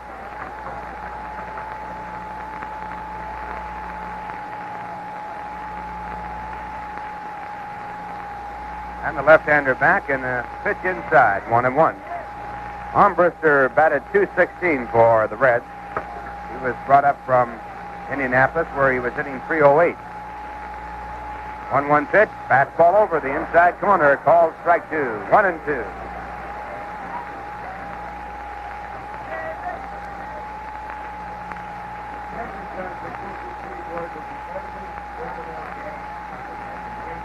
One ball, 2 strikes. And the pitch. Swung on and fouled back into the stands. The count holds at 1-2. We have just heard that the Oakland-Baltimore game has been rained out today at Oakland. Each team winning 1 ball game of the 2 plays. Here again, the 1-2 pitch, and it is outside and high. 2-2.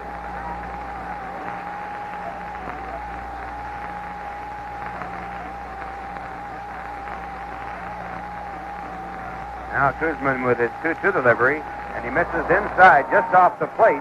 3 balls and 2 strikes. 3-2 the count. And Kuzman's pitch. It is swung on and fouled back into the stand. The first 2 games of the series, Cesar Geronimo played center field. He had 2 hits and 6 times up. There's a swing of the fastball, a foul tip off of Brody's glove, and the count again stays at 3 balls and 2 strikes.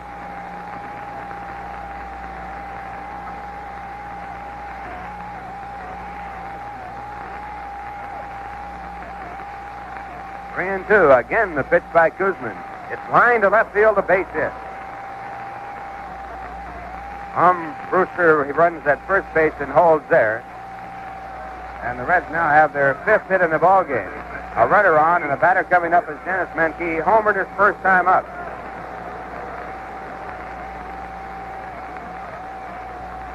Menke had 3 home runs in the regular season. Started his first game of the series here today and homered over the left field fence on a 3-1 fastball. Menke batted .191 in the regular season. He replaced Dan Dreesen at third base. So to first base. And the play not close there.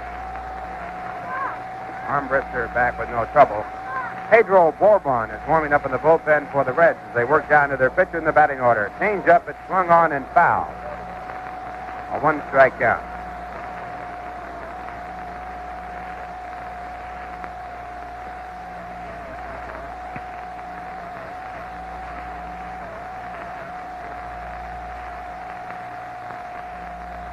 Now again, Kuzman from the set position, the 1-strike pitch.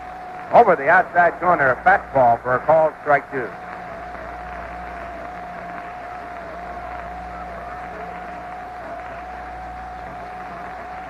Shadow's now about 50 feet out toward the pitching mound from home plate. 2-strike pitch. Swung on and missed, and Menke fooled completely with a curveball that was out of the strike zone. 5th strikeout by Jerry Kuzman. 2 men away, it brings up the shortstop, Darrell Cheney. Tom Seaver struck out 13 Reds in the first game. John Matlack struck out 9. Kuzman now with his 5th. Cheney, a left-hand batter, popped up to second base his first time up.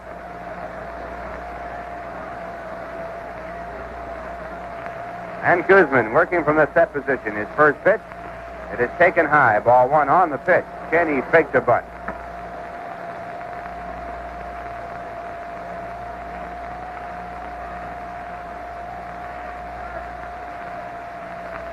Kuzman again to the set position. The 1-0 pitch. Taken low. 2 balls, no strikes. The on-deck batter is the pitcher.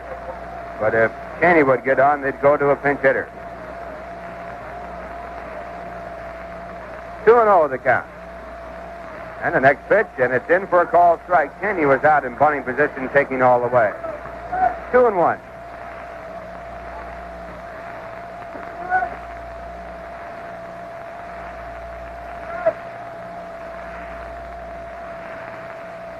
And Kuzman's 2-1 pitch, it is grounded foul. Count goes to 2 balls and 2 strikes.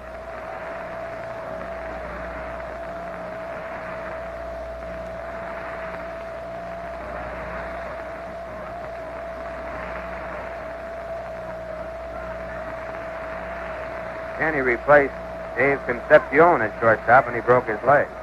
2-2 delivery. Popped up. Coming in near the pitcher's mound is Bud Harrelson. He is under the ball, and he makes the catch, and the side is retired. No runs, 1 hit. A man left at first, and the score at the end of 3.5 innings, the Mets 7, the Reds 2. WIZR. The center will be Felix Meehan. He singled in a run in the second.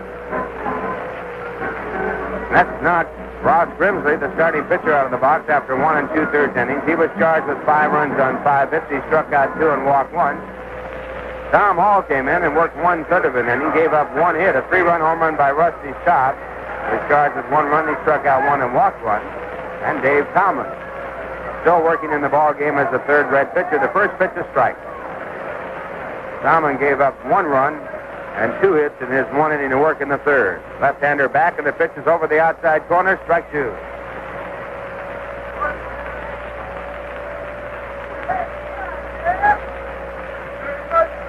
Two-strike count to Felix Meehan, and the pitch back.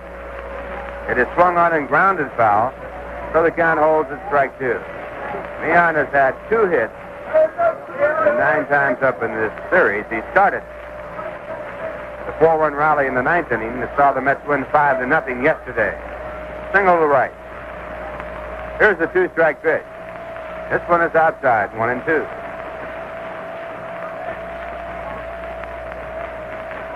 It'll be Felix Meehan, Rusty Staub, who has hit 2 home runs, and Cleon Jones.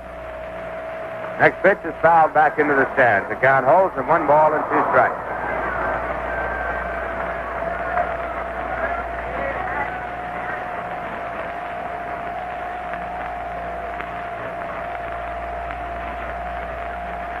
And again, the 1-2 pitch. Meehan takes it inside, 2-2. Pitch an off-speed pitch.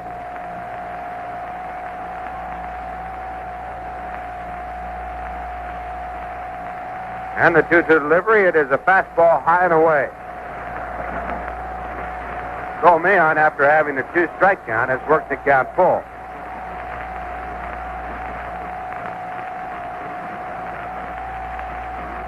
Three and 2. Here's the pitch. Meehan walks. Pitch high and outside, and Meehan is on with no one out, and Rusty Staub coming up.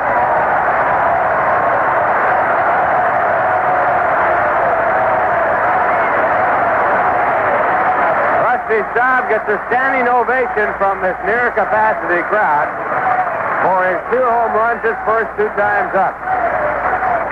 He has driven in 4 runs, and a standing ovation for Rusty Staub.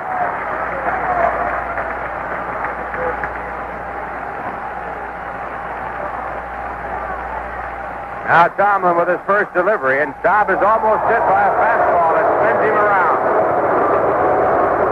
With a count of 2 strikes and no balls, and Milner up his first time up. Milner was decked. Now Staub in the first pitch is spun around with a fastball. It's ball 1.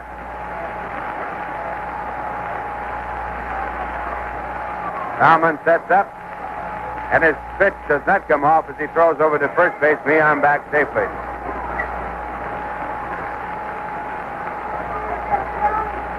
Staub homered off Grimsley to put the Mets in front 1-0. Hit a 3-run home run off Tom Hall. Now the pitch to Staub, a fastball over the inside corner, a called strike. It's 1-1.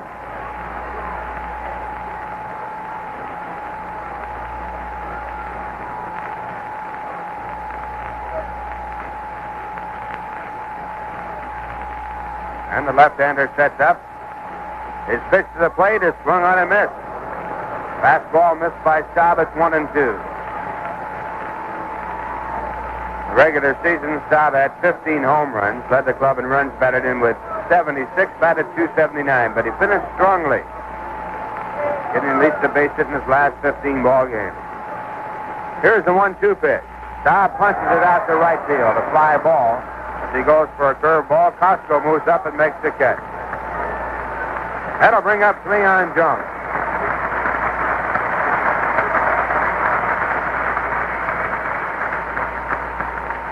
Cleon singled to right in the first, walked in the second.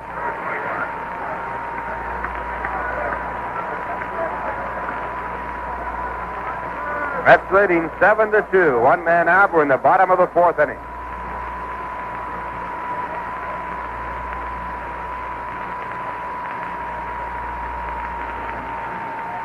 Jones sets himself up in the batter's box, and now Tomlin gets ready to go. His first pitch. It is taken low. 1 ball, no strike.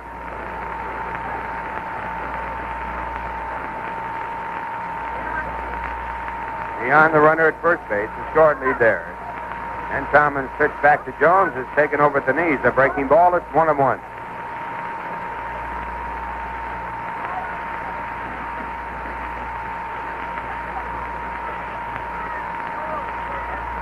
One ball, 1 strike.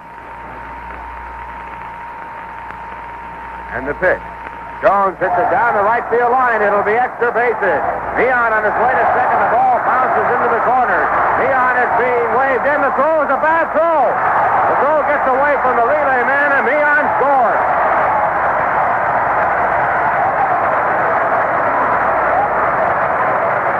Leon Jones with a double that drives in Leon. The Mets lead 8-2.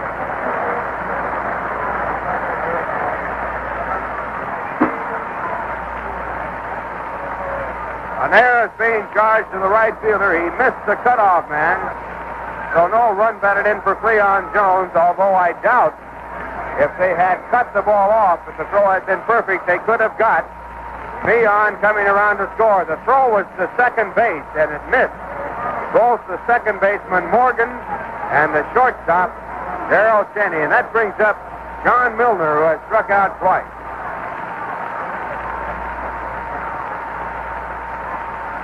First pitch to Milner, a curveball low, it's ball one.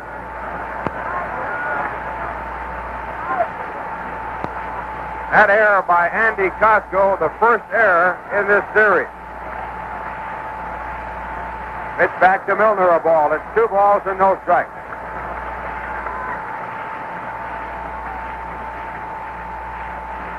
Roger Nelson, the right-hander, is now throwing in the bullpen for the Cincinnati Reds.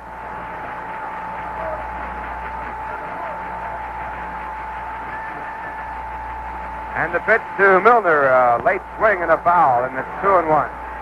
John swinging very late at a curveball. So they count 2 balls, 1 strike.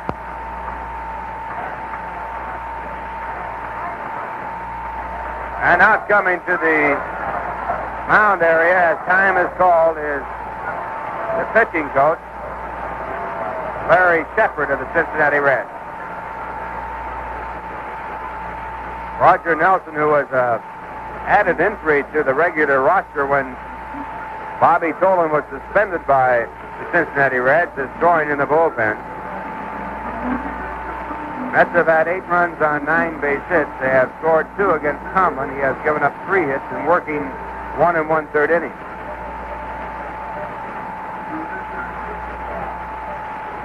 Larry Shepard has left the mound area, going back to the bench.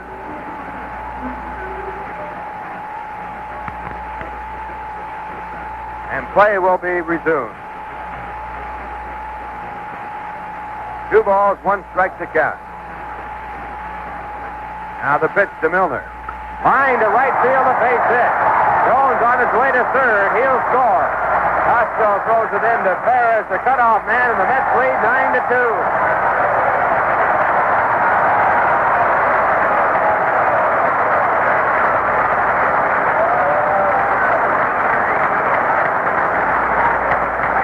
Leading by a score of 9-2 as Milner gets a run batted in. And the batter coming up is Jerry Grody.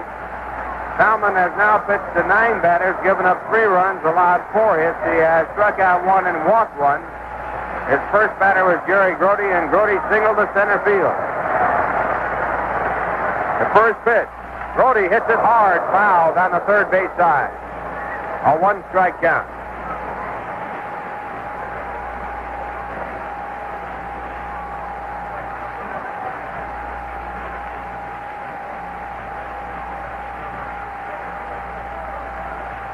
Grody has walked and scored. He has singled and scored. Got a big base hit in yesterday's ball game to drive in 2 runs with the bases loaded.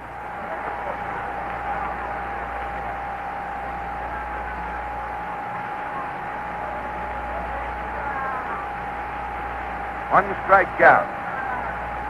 And the pitch. Grody takes a curveball low. It's 1-1. Shadows have extended all the way out to the pitching mound now with just a light streak about halfway, a very thin streak of light, about a yard wide.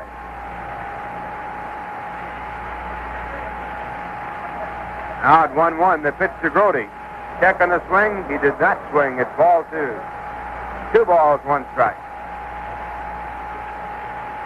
The pitcher is the leadoff batter for the Reds when they come up in the 5th, so Sparky Anderson's trying to weather the storm with Tomlin rather than take him out, bring in Nelson and have to use another.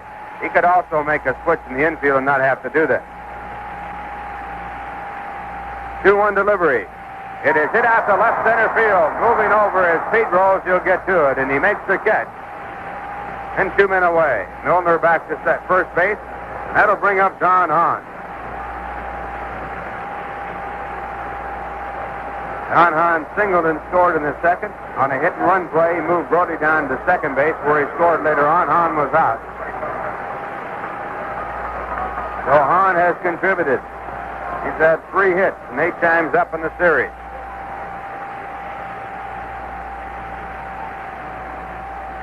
Tomlin from the set position. The first pitch to Hahn is swung on and grounded foul at strike 1.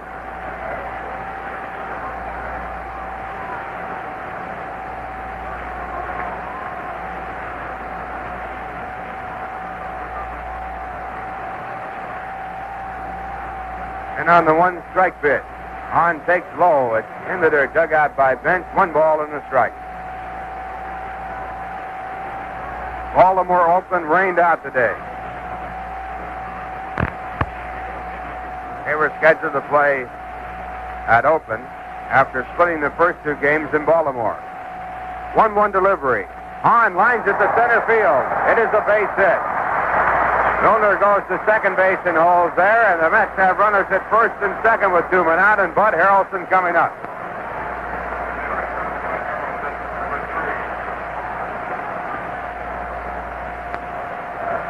Now here comes Sparky Anderson out to the mound. That is all for Dave Tomlin. Tomlin worked 1 2/3 innings. Has been charged with 3 runs. He gave up 5 hits, struck out 1, and walked 1. And Roger Nelson will be coming into the game. 4th pitcher used by the Cincinnati Reds. Ross Grimsley started. He worked 1 2/3 innings, was charged with 5 runs, gave up 5 hits, struck out 2, walked 1.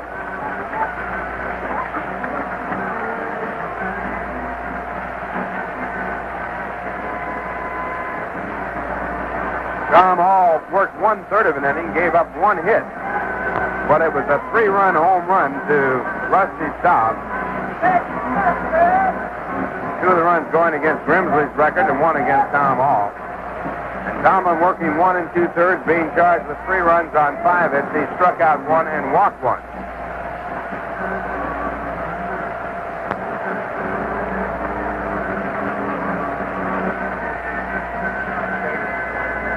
Roger Nelson was on the disabled list twice this year. He's worked once against the Mets. He went 1 inning, gave up 2 hits, allowed 5 runs. He has a record of 3 wins and 2 losses for the year. This is his 15th appearance.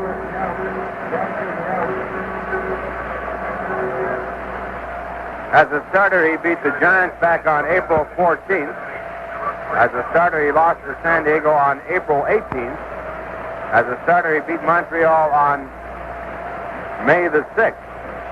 He lost to Houston on May 11th as a starter and picked up his other win in relief against Atlanta back on July 31st. He has no record against the Mets.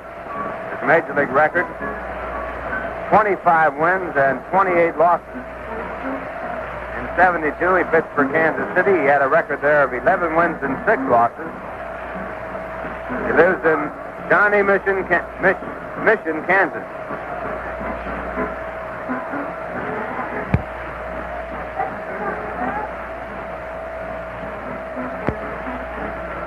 Mets leading by a score of 9-2. 2 men out, bottom of the 4th. They have runners at first and second, and the batter will be Bud Harrelson when play resumes.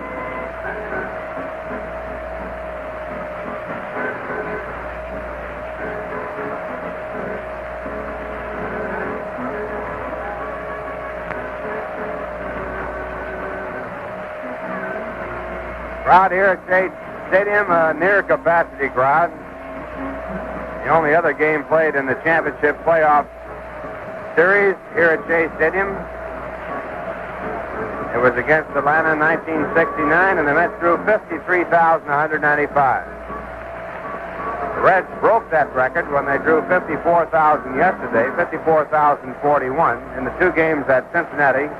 A total paid attendance 107,472. The players participate in only the first three games of this best 3 out of 5. So with this crowd here today, this will be the highest payoff for the players in championship history.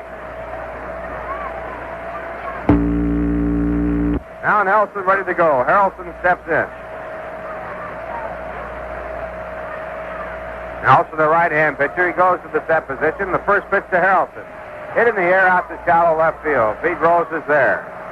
Gets under the ball. He makes the catch and the side retires.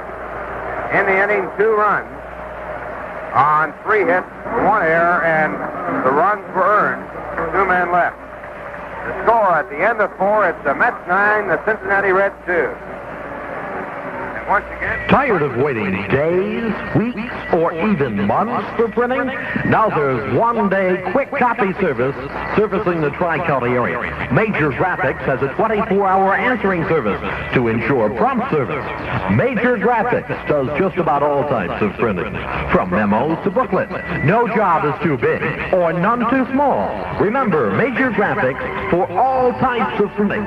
Call 762-4457 or stop in at 35 North Market Street. That's Major Graphics for fine, fast, dependable service. Sophistication. That's the quality you'll add to your home when you bring a new Sony Color TV into it. Agway on the Johnstown Arterial has many models to choose from. One for every room in your home. And that's not all. Agway has Sony integrated component music systems and radios for your listening pleasure. Don't delay. Stop in soon at Agway on the Johnstown Arterial and start your Sony Home Entertainment Center. WIDR.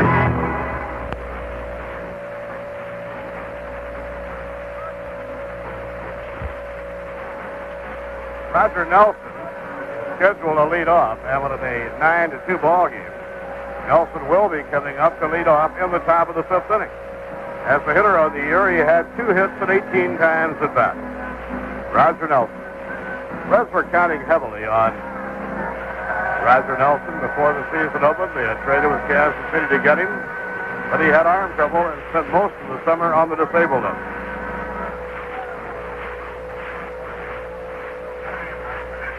Roger Nelson twice was on the disabled list this summer as the result of a pinched nerve in his right elbow.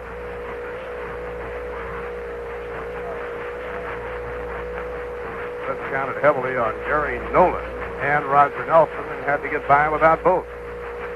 They got by very handsomely. The pitch by Jerry Koosman, a fastball, strike 1 call. New York 9 runs, 11 hits, no errors. Cincinnati 2-5-1. We are now in the top of the 5th inning. The pitch by Koosman, a fastball outside, 1-1. Pete Rose on deck, and then Joe Morgan in the top half of the 5th. Game 4 tomorrow afternoon at Shea Stadium. And a strike called, a fastball, 1-2.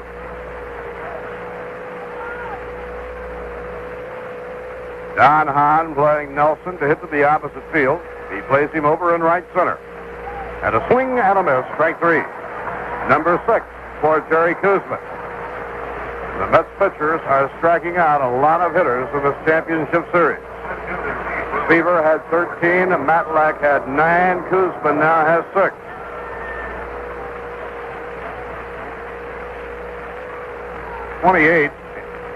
in 2.5 games. Pete Rose has lined to center and singled to left field. And it's way inside, ball 1. Earlier in the game, John Milner was flattened by an inside fastball. Now the pitch on the way, high outside, 2 balls and no strikes.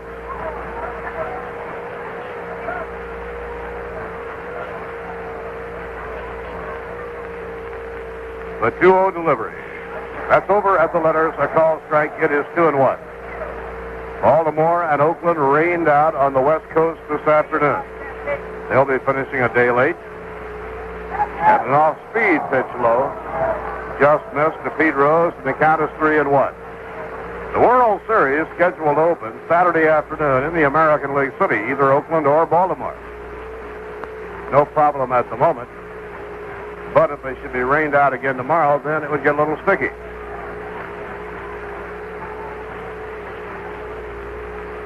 Not to mention a little wet.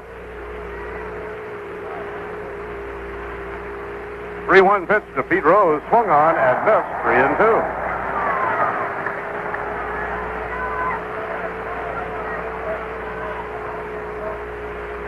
The 3-2 delivery, hit on the ground hard toward the middle, into center field, a base hit for Pete Rose.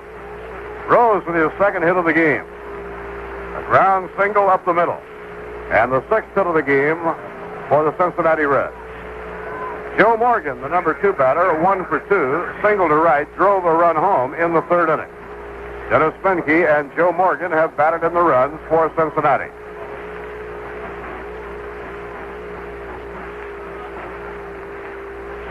Sparky Anderson has already used 4 pitchers in today's game. We are only in the 5th inning.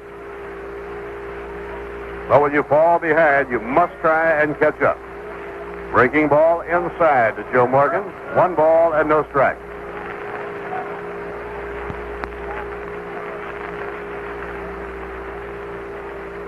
Let's have the infield looking for the double play. Morgan, a very tough man to double up. Fastball inside, pushed him away from the plate. And it's 2 balls and no strikes on Morgan. Joe has 1 hit and 10 times at bat in the series. Over the regular season, Morgan hit 290. Set a Cincinnati club record for home runs by a second baseman. Ground ball hit down to first base. Milner has it, throws to Buddy Harrelson, 1 to first. Double play! And a fight breaks out. A fight breaks out. Pete Rose and Buddy Harrelson, both clubs still out of the dugout. And a wild fight is going on. Jerry Kuzman's in the middle of the fight. Here come the players from the dugouts on the dead run. Everybody is out there. Buddy Harrelson and Pete Rose got into it.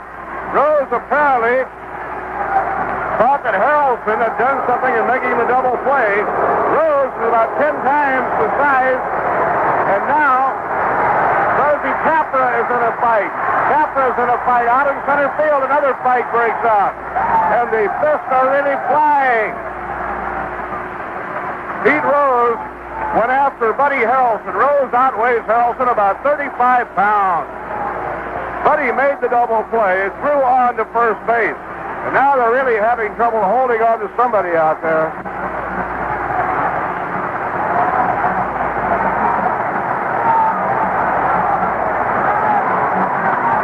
Now Joe Morgan was really into it. Capra and Morban got into a strong fight. Buddy Harrelson has been cut. Tom McKenna is working with him. The players are still all out there. Rose went after Buddy Harrelson. Unlike Pete Rose. Orban being held by his teammates and trying to get him off the field. Well, Pete Rose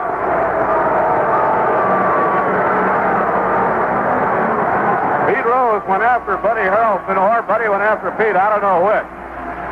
It was a 3-6-3 double play. Buddy's all right coming off the field with Roy McMillan.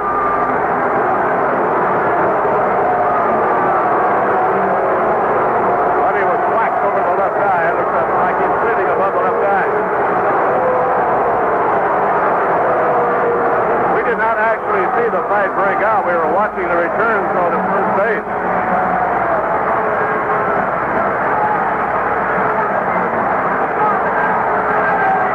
Went after Harrelson. Pete Rose definitely went after Bud Harrelson. 3-6-3 double play. Somebody ought to get thrown out of this ball game. Now we'll see how the umpires are going to handle it. Then later a fight broke out between Buzz Capra and Pedro Borba. Hard to believe that Rose would go after Harrelson. He outweighs him about 40 pounds. But he did. The replay shows it clearly. Pete may have bought the throw. Came too close to it. 3-6-3 double play. No runs. Anderson and Yogi Berra are at home plate. We'll know in a minute what the umpires are going to do. Debris is being thrown out of the upper deck. We'll have a couple of minutes here before we resume play. So right now... LTS Homes on the Fonda Johnstown Road has a great selection of 1973 mobile homes left in stock. And with each 73 models that's sold, the buyer will receive double S&H green stamp and a free dishwasher. The supply is limited, so hurry to LTS now and get in on this fantastic offer. 10 to 18-year financing is available, VA approved, and there's no down payment if you qualify. It's all happening at LTS Homes on the Fonda Johnstown Road. It's a basic fact in business. Trade follows customer satisfaction. That's why Thompson's Texaco on the Johnstown Arterial is such a hub of activity. Pumping gas, cleaning windshields, checking underhoods, and performing all the important services car owners have coming. If you're not already a regular patron at Thompson's Texaco, Johnstown Arterial, give it a try sometime real soon. They also do minor engine work, exhaust systems, and tire changes. And Thompson's Texaco is your U-Haul representative in Johnstown. Phone Paul Thompson at 762-1821.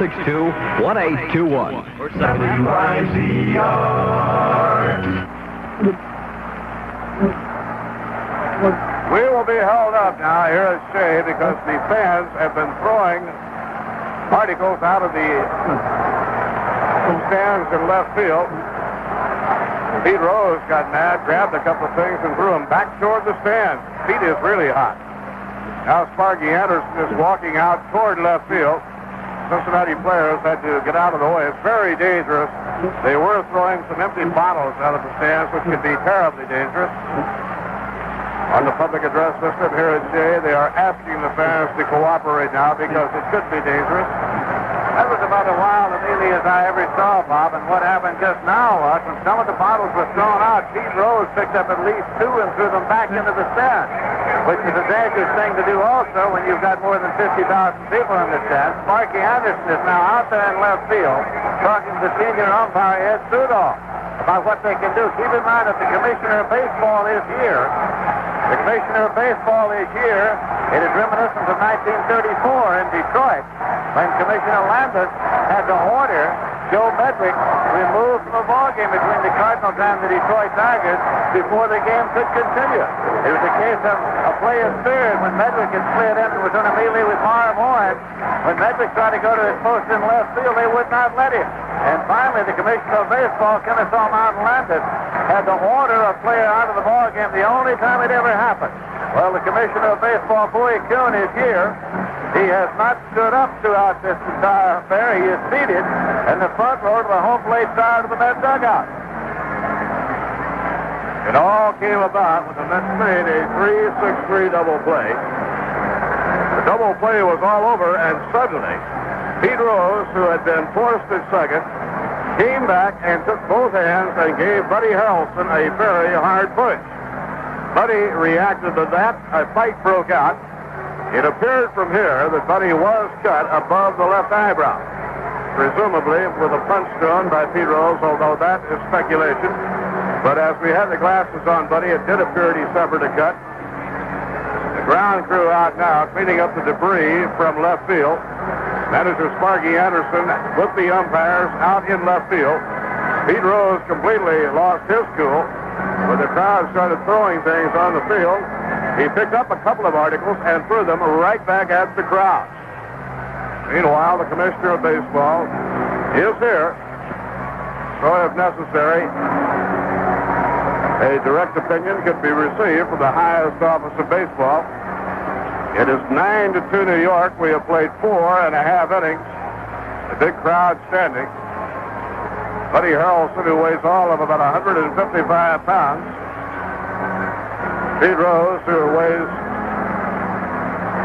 195 to 200 pounds, and a much bigger guy, but it was simply a question of not considering weights or size or anything else. Rose apparently thought Harrelson did something wrong. He pushed him. The fight broke out. And later a fight broke out between Bourbon and Buzz Capra. The players from both teams are incensed. Jerry Kuzman is talking with one of the umpires. Guzman will be leading off when we go to the last of the fifth inning. And as far as we can determine, no one has been ejected from the game. The umpires rarely throw a player out of the game when a fight breaks out. Fights break out very rarely in baseball. As you can tell the feeling that this crowd has for Buddy Harrelson. And now the public address system advising the crowd that interfering with the game could lead to a forfeit. So the crowd will have to cooperate in order for the game to be completed.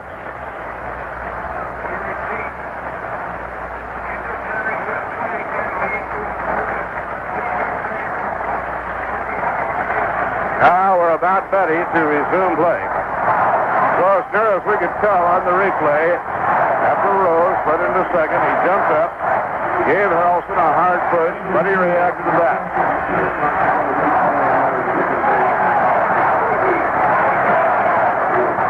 Now Jerry Kuzman will lead off against Roger Nelson in the last half of the fifth inning. Fastball outside, 1 ball and no strikes. There were so many players in the melee around second base, it was impossible to tell who was really after who. Ground ball hit toward the middle. Morgan goes over, backhands the ball, throws to first for the out. So Guzman out on a ground ball hit toward the middle of the diamond. But Pete Rose, when he went to the outfield and the fans started to throw things, grabbed a couple of articles and threw them back at the stand.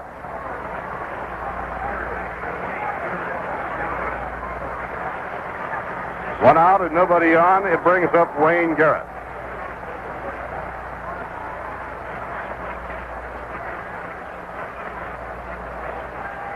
Wayne has driven a run in with a sacrifice fly, otherwise is 0 for 2, and a curve inside and low ball 1. New York ahead 9-2, bottom half of the fifth inning. Pitch by Nelson, curve inside and low, 2 balls and no strikes. On deck, Felix Peon, and then Rusty Staub. Boy, little Buzzy Capra really got in the middle of all that. He and Pedro Borbon were going at it. The 2-0 delivery. Ground ball hammered foul, and while it goes down into the corner, we pause for station identification. This is the New York Mets Baseball Network.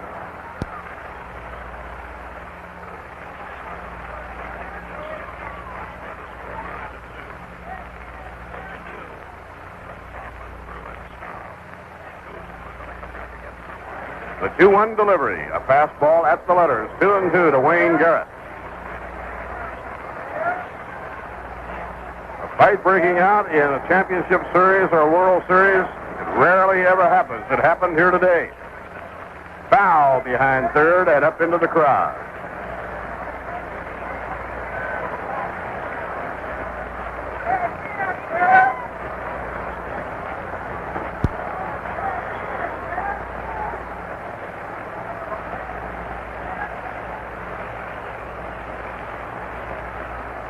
Now Nelson delivers 2-2 to Wayne Garrett, missing high with a fastball. The count extends 3-2.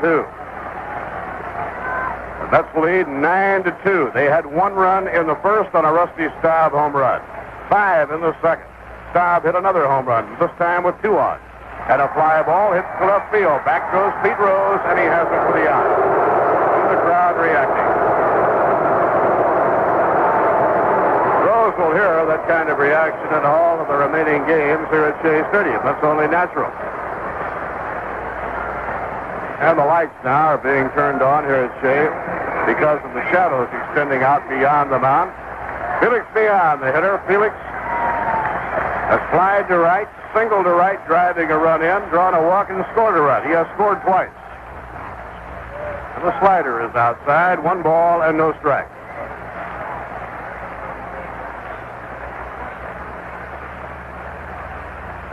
Foul ball back up on the screen.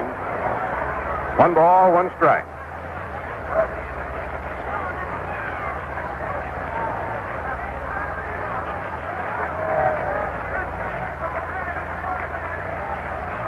Roger Nelson, 4th pitcher used by Cincinnati. And a high slider makes the count 2-1 to Felix Peon. For New York, Rusty Staub has driven in 4 of the 9 runs. Just a little bit outside, 3-1.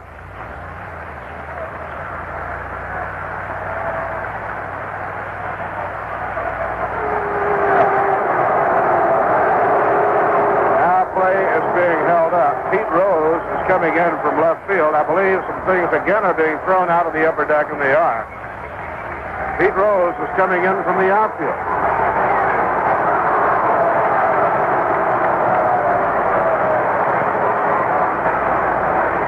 I do not know. I was not looking out that way. I hope Rose was not hit by anything thrown from the stands.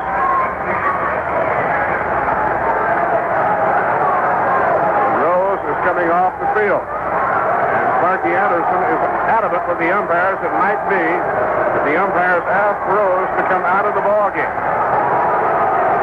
Sparky Anderson is taking his team off the field. Sparky Anderson is taking his team off the field. Now, Baseball Commissioner Bowie Kuhn is going to have to stand up. Sparky Anderson has just taken his team off the field.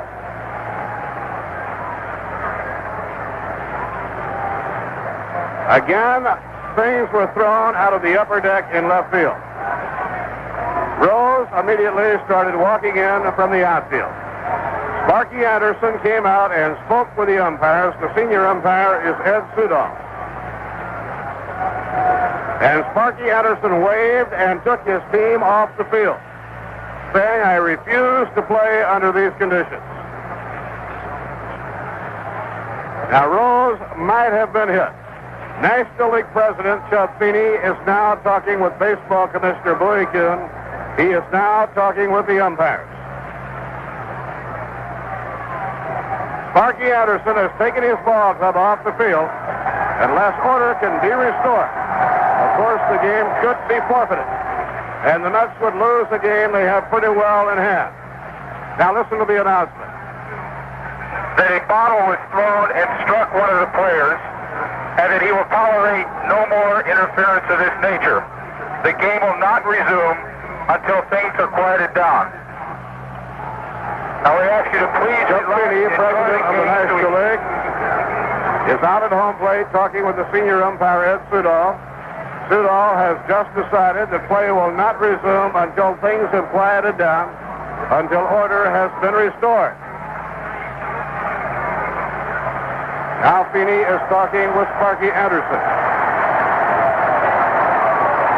And now Yogi Berra and Rusty Staub and Creon Jones and Tom Seaver and Willie Mays are all going out to left field. I believe they are going to appeal to the crowd not to throw anything further.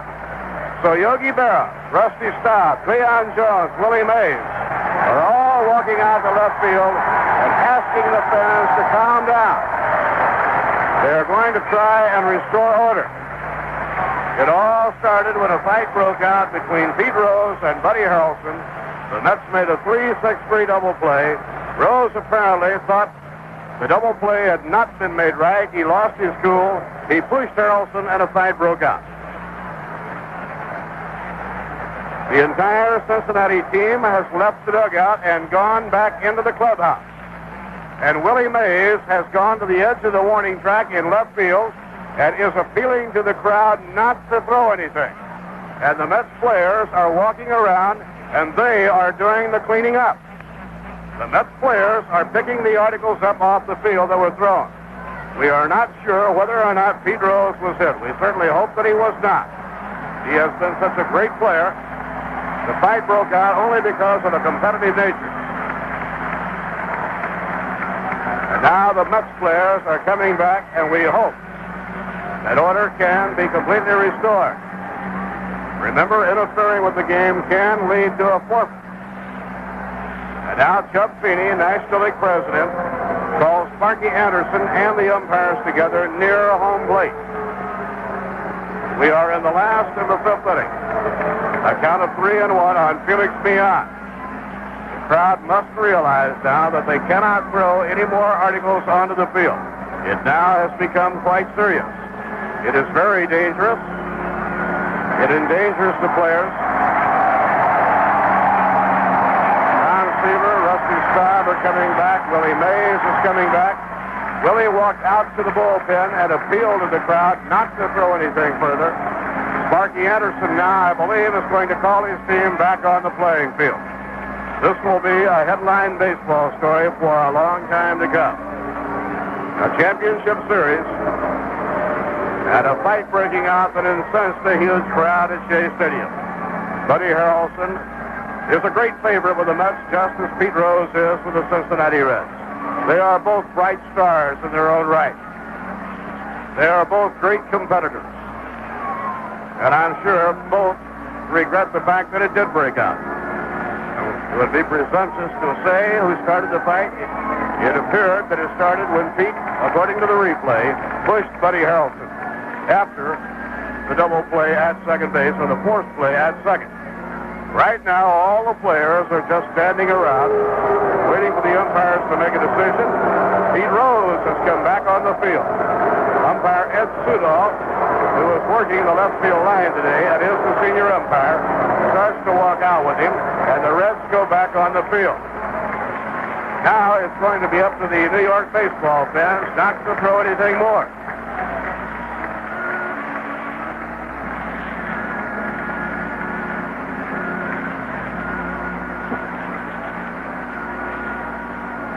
We are about to resume the ball game. Fortunately, as you always do in a championship series, you have not only your league president, but we have the commissioner of baseball here this afternoon. And Jeff Feeney, to his credit, came right on the field, met with his umpires immediately, and said, let's get this thing under control. So to Jeff Feeney, the president of the National League, a job well done. And we're ready to go again. We resume play with 2 outs and nobody on. And a count of 3 balls and a strike to Felix Leon.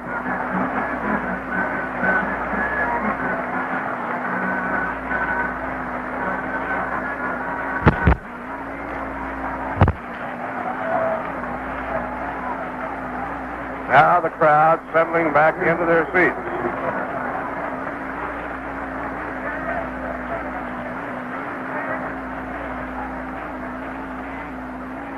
And the pitch on the way is high, ball 4 to Felix Leon. We were again watching another replay.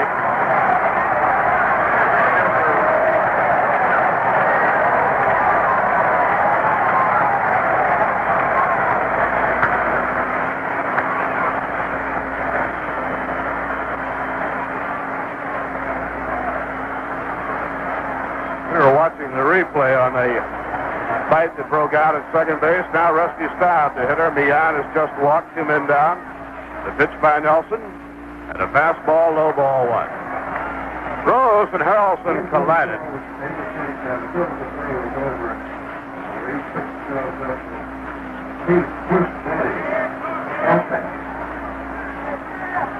Here's the pitch on the way, and a slow ball too. Watching the replay, it appears exactly as we mentioned that after the play was made at second base, the bodies tangled a bit as the play was being made. Then they jumped up, and Rose stepped forward and gave Harrelson a big push. And the call strike gets 2-1. And of course, then the fight broke out.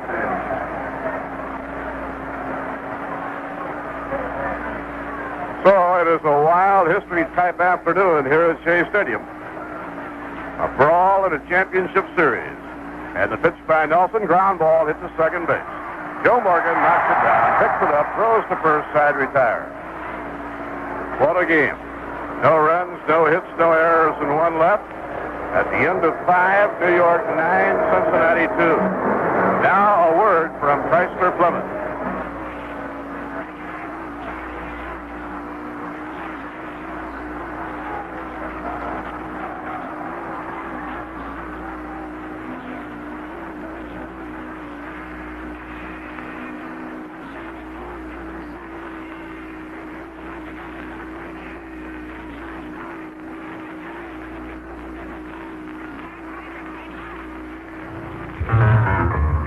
Bob and Karen Reed at Dairy Queen offer you this Mets baseball special.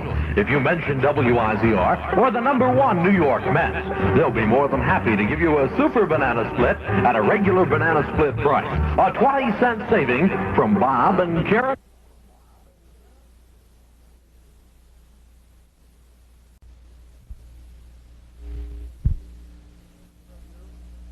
Interviewed and written about when this is all over.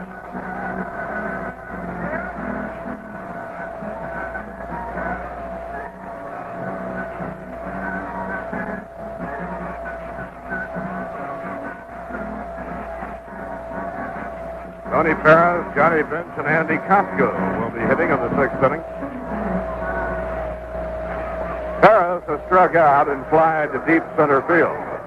New York leading 9-2. It's the top of the 6th inning.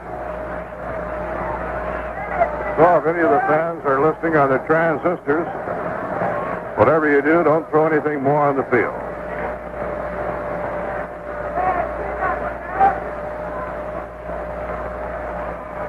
Quietest moment we've had in quite a while at the stadium here today. Guzman looking in to get his sign, and the pitch to Tony Perez is hit in the air to shallow right field. Back goes Milner and Leon, and Milner makes the catch. They came side by side, and the hammer took it. Perez out on a pop-up. With one out and nobody on, it brings up Johnny Bench. Bench has struck out. It hit into a force play, nothing for 2.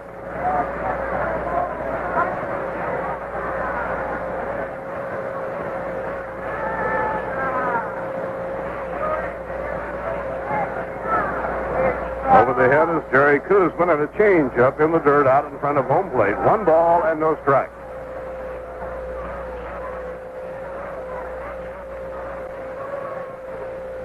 And the pitch on the way, a little bit outside. 2 balls, no strikes to Johnny Bench. That's playing the infield deep and around to left. And a swing and a miss, a fastball by Jerry Kuzman, and the count 2-1. Kuzman mixing speeds, going with his fastball, hard slider, changing up off the fastball and the curve. Andy Costco, the right fielder, is on deck.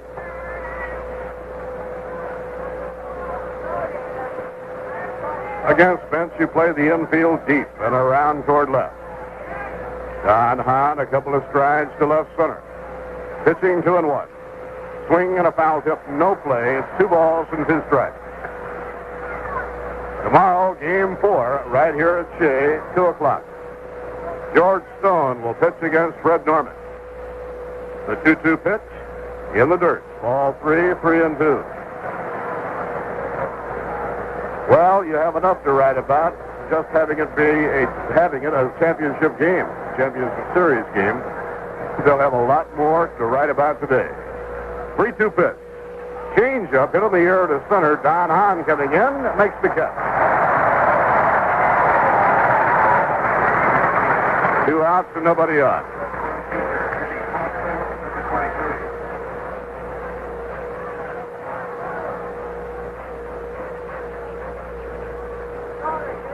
Andy Costco has flied to left and struck out. Here's the pitch on the way. Swing and a miss and a fastball. Strike 1.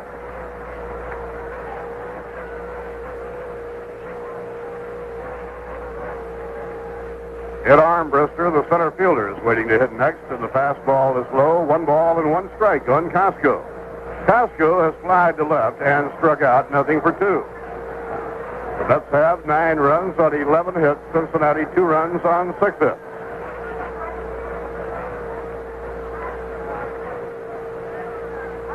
The 1-1 delivery. Change-up, pull, foul. Out of play. 1 ball and 2 strikes.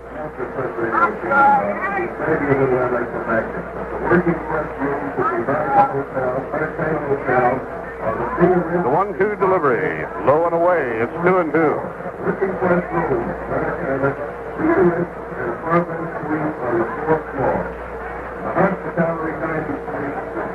Now Kuzman ready. The 2-2 pitch. Foul ball. He hit the leg of Andy Costco, knocked his legs out from under him.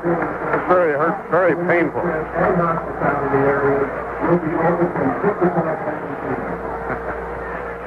This is the opening of 3 games scheduled here at Shea of this best 3 of 5 series. Goes without saying, the team that wins the second game then has a decided advantage. However, last year the Reds trailed 2-1, and they rallied to win it, beating Pittsburgh. They had then the fact going for them that they were playing at home. The 2-2 delivery. Change up and on the ground to third, followed by Garrett. He grabs it, no play, and Costco is on. Costco becomes a base runner, an error charged on Wayne Garrett. And coming on to hit the center fielder, Ed Armbruster. Became the property of the Cincinnati Reds in that big deal made with Houston 2 years ago. Played at Indianapolis this year, batted .307. He's a right-hand hitter. Good running speed. The pitch on the way. Fastball high. 1 ball and no strike.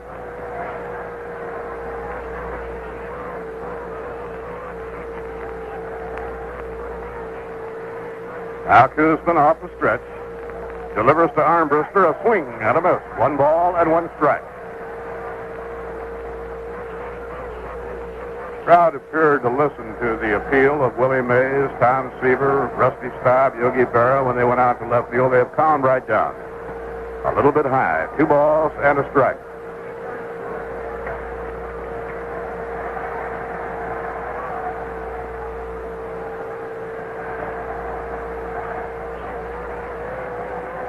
Waiting on deck, veteran third baseman Dennis Menke. Milner not holding against the runner. The 2-1 pitch, a curve, swung and missed. 2-2.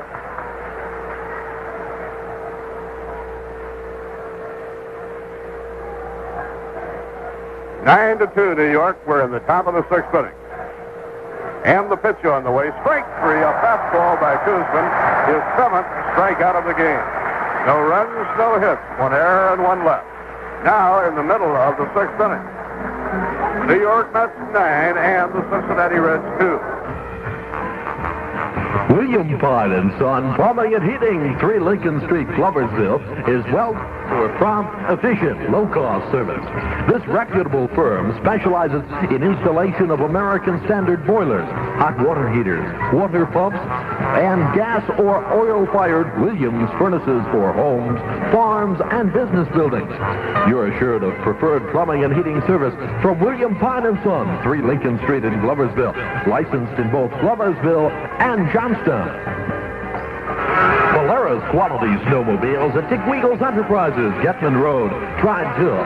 Stop in and say hello to Dick today and let him show you all the 1974 Polaris snowmobiles that he has in stock. You won't be sorry. You'll really be glad you did. That's Dick Weagle Enterprises, Getman Road, Tribe Hill. Or call 829-6563 where you get good quality and good service at Dick Weagle Polaris Snowmobiles, Tribe Hill. WIZR, AM and FM, Johnstown.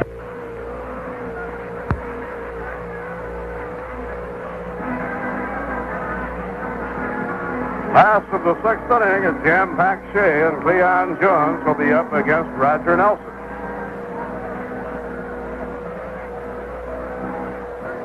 Nelson was in only 14 games this year as the result of being bothered by a pinched nerve in his right elbow. He won 3 and lost 2. Cleon Jones has a perfect day at the plate. Cleon is singled, walked, and doubled.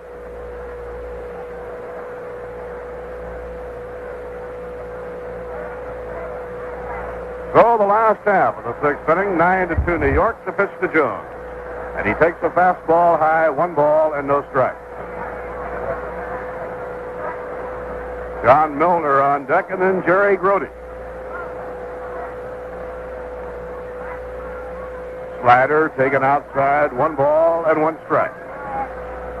Rusty Staub with back-to-back home runs in the 1st and 2nd inning has driven in 4 of the 9 runs. Garrett, Mian, Kuzman, and Milner have 1 each. And a curve hit slowly on the ground to second base. Snagged by Joe Morgan, thrown on to Tony Perez, 1 down.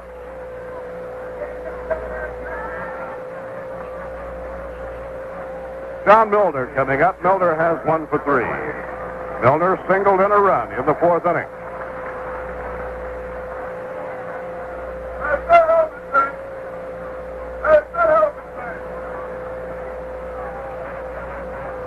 Right-hander Roger Nelson throws a curve hit on the ground hard to Joe Morgan at second. He's up with it. Throws to Tony Perez, 2 men away.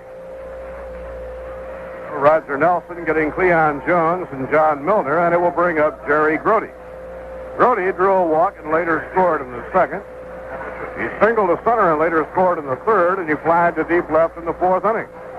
1 for 2 and 2 runs scored.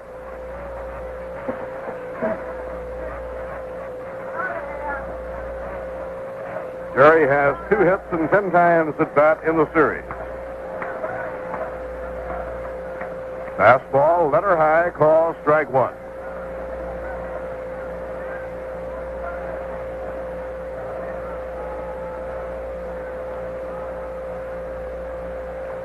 And a slider that is high. 1 ball, 1 strike.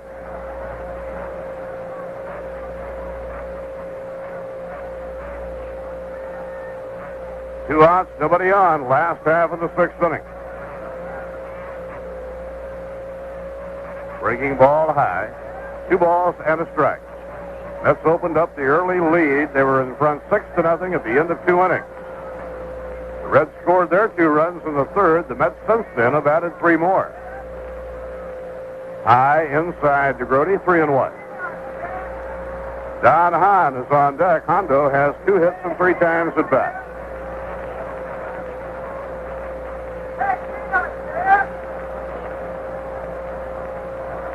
The 3-1 pitch, and it's hit high in the air to center field. Lazy fly ball, well hit though. Under the ball, Armbruster, and he has it to retire the side. No runs, no hits, no errors, and none left. And at the end of 6, the Mets 9 and the Reds 2. This portion of Mets action is brought to you by Glen Gay Builders, Route 30, just north of Collins Corners Road, Amsterdam. Glen Gay is a representative of Ridge Homes. And if you've been looking for a new home and have been worrying about how you can afford it, stop in and see Glenn today. He offers complete financing because they are part of $1 billion company, so that they have mortgage money the year round. And there is no long waiting period either. Plus, there is only a low down payment, so stop in and see Glenn Gay, Route 30, Amsterdam today, or call 843-0500. Make a richly rewarding investment in your motoring pleasure and get a 1974 Dodge from Howell & Pearson Incorporated, Dodge City, 224 West Main Street in Johnstown. They've something to please everyone, whether your taste is stylish, sporty, large, or small. Their selection includes Challenger, Charger, Dart, Polara, or Monica. And when you buy from Howell & Pearson Incorporated, you can be sure of great service after the sale in your new car. That's Howell & Pearson, Dodge City, 224 West Main Street, Johnstown. WIDR.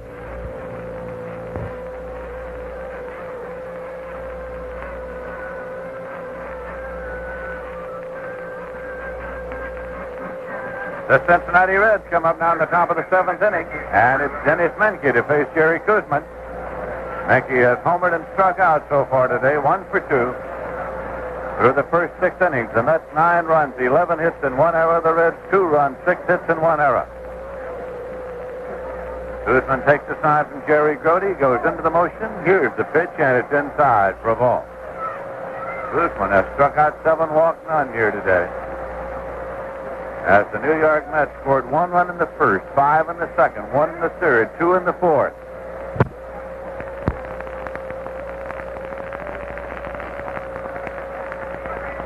Kuzman again now with the pitch to Dennis Menke. Swung on and missed. It's 1-1. Darrell Cheney, the shortstop, is on deck. Manager Sparky Anderson inserted 2 right-hand batters in his lineup today. At third base, Menke in place of Dan Driesen. There's a swing and a 1-hop at Harrelson at short. He has it. The long throw in time, and Menke's out. Ball was hit hard, but directly at Harrelson, who took it on 1 hop and got it over the first in time. Darrell Cheney has popped the second and popped the short 0 for 2. Ed Armbruster was inserted in center field in place of Cesar Geronimo to get another right-hand bat in. Here comes Hal King out on deck. Pedro Bourbon is throwing in the bullpen. Here's a pitch low, so apparently Kane's going to bat for Roger Nelson, and Pedro Bourbon's going to come in to do the pitching. One man out, nobody on. Reds batting in the top of the 7th inning. Shea Stadium in New York. As a fastball in for a called strike, it's 1-1. The shadows of the grandstand have now completely encompassed the infield area as well as the home plate area. Here's the 1-1 delivery, and it's swung out. It in the air to center, and out in the brilliant sunshine, Hondo Hahn goes back and one-hands the ball for the out. 2 away. Here comes Hal King. He is a left-hand batter. Steve Rose is coming out on deck, and he is being booed as he moves out to the on-deck circle.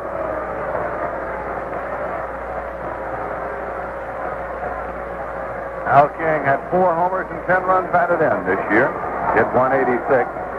Used as a pinch hitter par excellence. Started the year at Indianapolis. Left-hand batter. Facing a left-hand pitcher here. Kuzman delivers, and it is in there for a called strike. Roger Nelson is out of the game. No run, no hit. 1 run, no strikeout.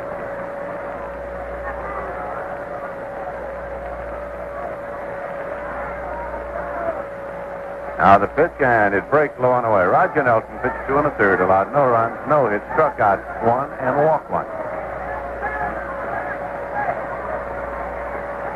Here's a 1-1 delivery to Hal King. And it's low for a ball, 2-1.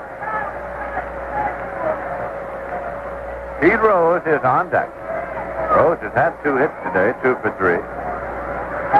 Led the National League in batting this season. There's a swing and a ground ball to the right side going through the hole into right field for a base hit.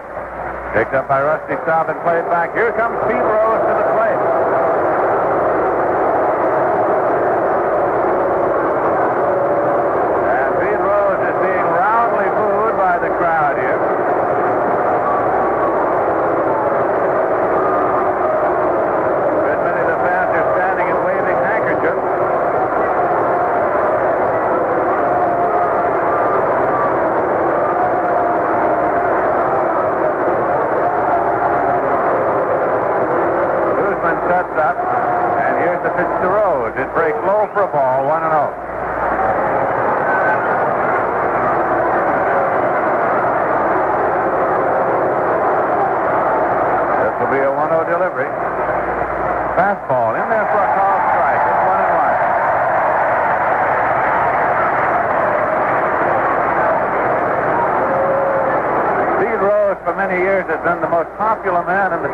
Ballpark. He is playing an opposite role right now in the New York ballpark. That pitch just missed outside low, and it's 2-1. The Mets are leading in the game by a score of 9-2 as the Reds bat here in the 7th. Hal King leads off the bag at first with 2 men out. Milner plays behind the runner. Here's the 2-1 delivery, and it's swung on, popped up to the right side. Rusty Staub is calling, and Hahn is there, and Hahn makes the catch one-handed to retire the side. Steve Rose pops out to Hahn in short center field. There was a hit there with 1 left. In the middle of the 7th, the score is the Mets 9 and the Reds 2. Over the years, Tesoro Chevrolet in Amsterdam has endeavored to give Chevrolet customers the kind of service they want, the facilities they expect, the courtesy and adherence to promises they deserve.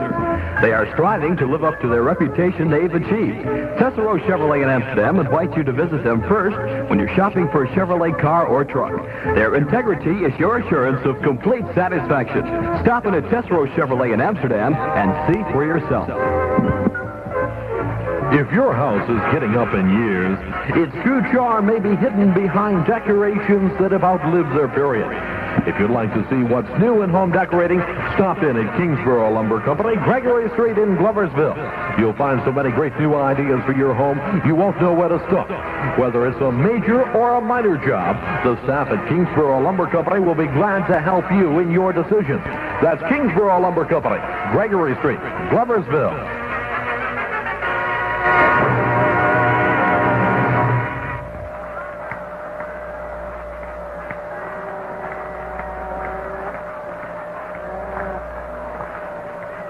Pedro Bourbon's in to do the pitching now for the Cincinnati Reds. The right-hander was in 80 games during the regular season, had a record of 11-4.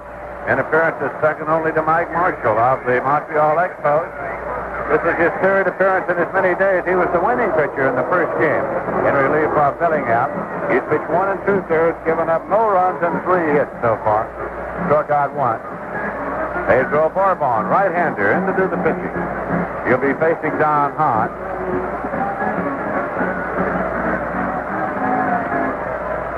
In the melee that grew around the initial battle between Pete Rose and Bud Harrelson, both Capra and Pedro Bourbon squared off in pretty good one-on-one situations themselves.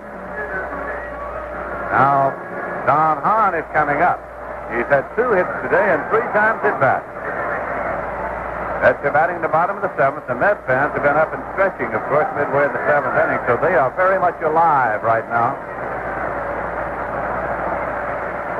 Bourbon's pitch to Hahn is in for a called strike. Bud Harrelson is on deck.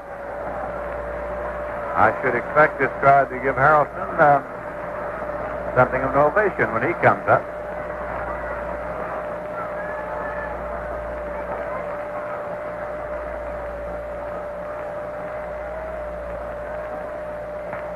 And Bourbon goes under the motion, delivers the pitch, swung on, fouled out to the right side, out of play. 2-strike count. President of the National League, Chubb Finney, is now seated in the box to the home plate side of the Mets dugout. Beside Mrs. M. Donald Grant, wife of the board chairman of the Mets, and just to her right is the commissioner of baseball, Bowie Kuhn. Here's a ground ball back to the mound, barehanded by Bourbon, so to first in time. He was coming off the mound on his follow-through to the first base side, so he stabbed the ball barehanded. Here comes Harrelson.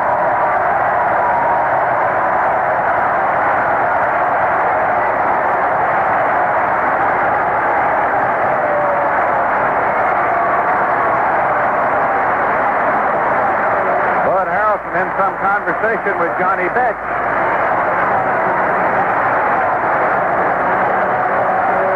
Chris Pellicudis, the umpire, steps in to listen to this conversation between Bench and Harrelson.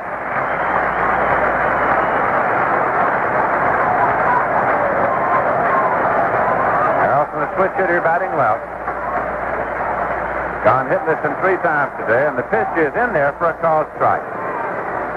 0-1 is the count. Guzman is on deck.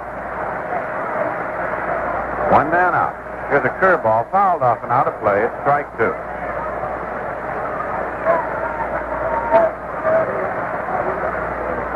Bourbon goes to the rosin bag, tosses it aside. Outfield is shallow all around with Harrelson at the plate, batting left. Fired on delivery, swung on and missed, struck him out. So Bourbon gets the strikeout. Harrelson gets the hand going back to the dugout. Jerry Kuzman will be the batter. Kuzman's had 2 hits today, attempting to sacrifice. In the second inning, he laid down a perfect bunt, and when Ross Grimsley lost his balance and slipped down, it was a base hit. Then he singled a drive and a run in the 3rd inning. So Kuzman is 2 for 3.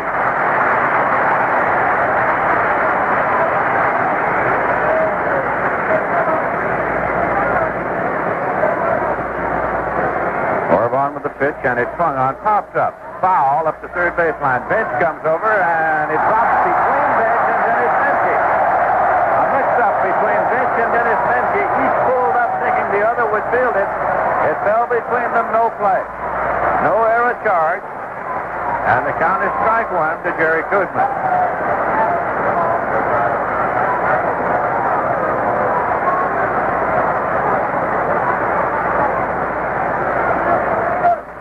Again, Bourbon delivers, and there's a check swing ground ball to second. Joe Morgan comes in, scoops it up, goes to Perez, and the side is out. In order, nothing across. And at the end of 7 full innings of play, the score is the Mets 9 and the Reds 2. Every day is an exciting day at Dunkin' Donuts, 129 South Main Street in Gloversville. Their shelves are filled with dozens of donut varieties to tantalize your tabulating taste buds. After the game, stop in and select your favorite variety and take them home and treat your family to something great. Once you've tried Dunkin' Donuts, you'll always go back for more. Remember, too, Dunkin' Donuts has the freshest coffee in town. Dunkin' Donuts, 129 South Main Street in Gloversville.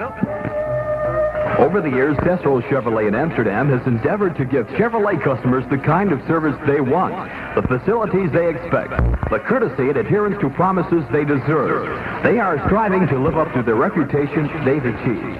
Tesoro Chevrolet in Amsterdam invites you to visit them first when you're shopping for a Chevrolet car or truck. Their integrity is your assurance of complete satisfaction.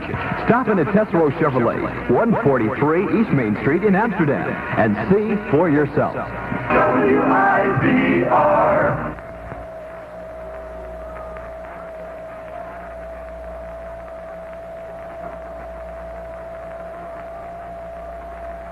Between innings, Chris Bellicudis, the umpire behind the plate, was called over to the box of League President Chub Feeney, and they were engaged in earnest conversation, Chub Feeney doing all the talking. And Chris Bellicudis still listening. Now Joe Morgan is up. Here's Kuzman's pitch, bunted on, foul, backing out of play. It's strike one.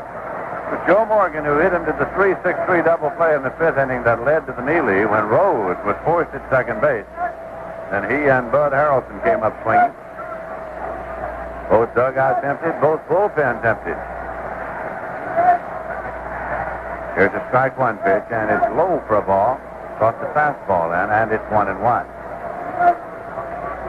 Grody rolls the ball around a little bit in the dirt there now, thinking he should have got a strike call. I think Pellicudis pulls off to one side, hands on hips, now puts his hand on the shoulder of Jerry Grody. Grody's down on one knee there for a second, and now he is into the crotch. Morgan's still outside the batter's box.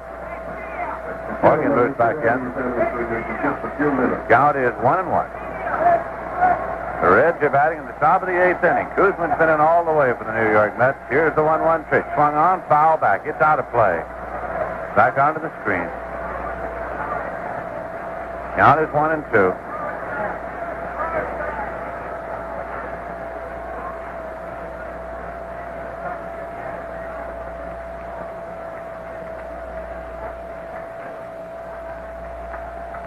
There's no communication areas and areas. Here's the 1-2 pitch. We don't know what can be done. We are That trying. pitch is high.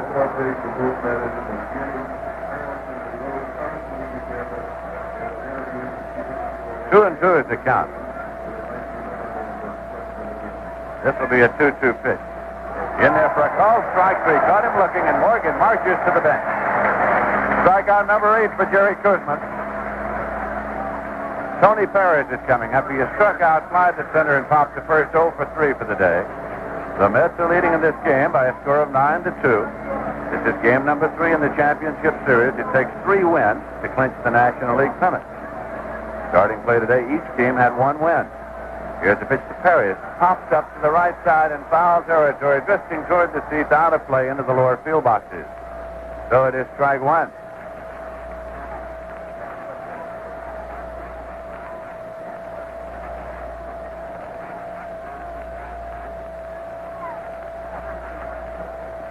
Here's the strike one delivery to the right-hand batter, and it's hit in the air to center field, and it's sending Hahn back to the track. He's near the wall, and Hahn one-hands the ball for the out. At the 396 time, he leans back against the wall and one-hands the long drive off the bat of Tony Perez. Johnny Bench is coming up, struck out, grounded into a forced play line to center 0 for 3. The start of this particular championship series, the high for strikeouts in the National League in a championship series game was 8. Or rather, it was 9, I beg your pardon. So by Steve Blass. There's the pitch high. 1-0. Then Seaver struck out 13, Madlack struck out 9, and now Kuzman has struck out 8 today. Here's the 1-0 pitch.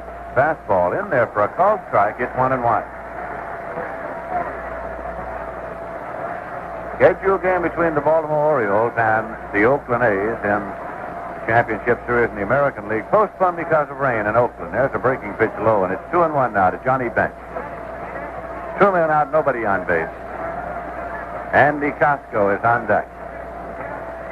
This is the 2-1. It's low, and the count goes to 3-1 to Johnny Bench. Bench goes over to pick up a paper airplane that sailed out from one of the upper decks. He crumples it up, puts it in his hip pocket. Doing a little groundskeeping. Here's the 3-1 delivery. Swung on and belted up the alley in left center. Hahn is off and running. He gets over. It's over his head. He lost it. He flipped the glasses and lost the ball, and Bench goes into second with a double. Hahn raced over there, flipped the glasses, and then saw the ball sail over his head. It is a double.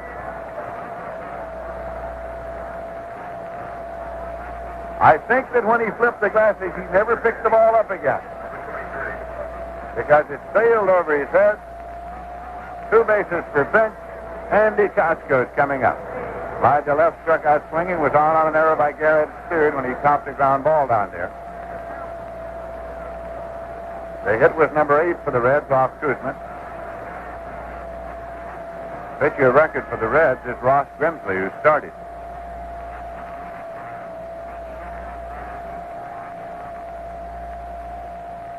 Kuzman looks in to get a sign from Jerry Grody. Now here's the pitch. Swung on and missed. It was a breaking pitch. The lights are on here, by the way, at Shea Stadium. Buzz Capra is throwing in the Met bullpen. Jim McAndrew had been throwing, and he has just stopped. Capra continues to throw.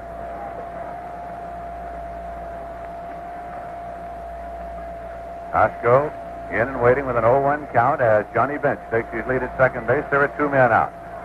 Curveball belted to Garrett at third for the out. A line shot into the glove of third baseman Wayne Garrett, and the side is retired. There was a hit, and there was 1 left. In the middle of the 8th inning, the score is the Mets 9 and the Reds 2. A new kind of excitement will fill you when you see the new Colonial Homesteads residential development just west of Johnstown on Route 67. Quality will never be sacrificed.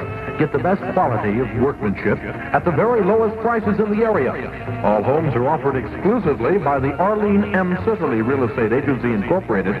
Phone 762-9885 or 762-7919. Choose your dream home today and let them build it for you.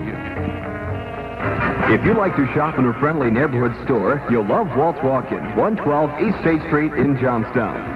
You always get friendly, courteous service at Walt's. He carries a complete line of grocery needs and delicious cold cuts. He also has cold legal beverages at all times. Walt's Walk-In is open from 9 a.m. till 11 p.m. every day of the year. Stop in soon at Walt's Walk-In, 112 East State Street in Johnstown.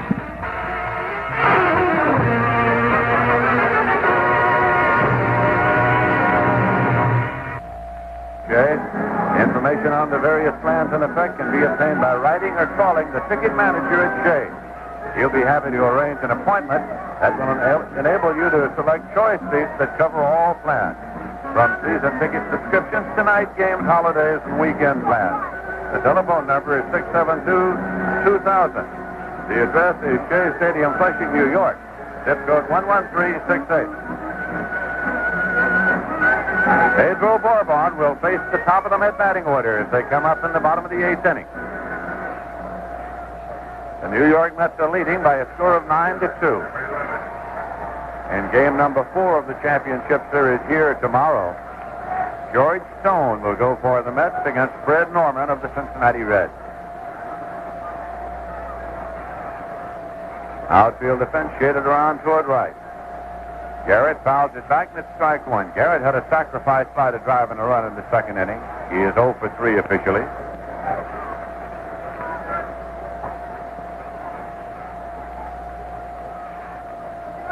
Again the pitch, and it's low for a ball. It's 1-1.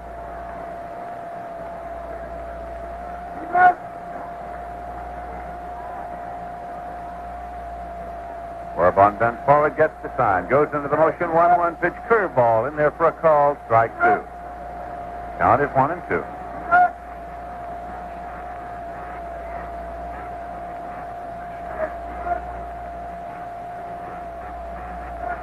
Here's the 1-2 delivery. Swung on and foul back. Count holds at 1-2 to Wayne Garrett.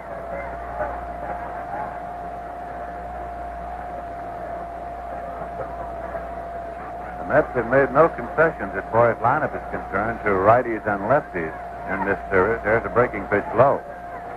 The only thing that manager Yogi Berra has done is to switch his number 4 and 5 men. If it's a right-hander on the mound, Milner is the number 4 batter and Cleon Jones bats 5. And if it's a left-hander, they do it the other way. There's a swing and a miss. Corbin with his second strikeout. One away, Mets batting in the bottom of the 8th inning, and Felix Leon is up. He's 1 for 2 and 2 walks, and he scored 2 runs.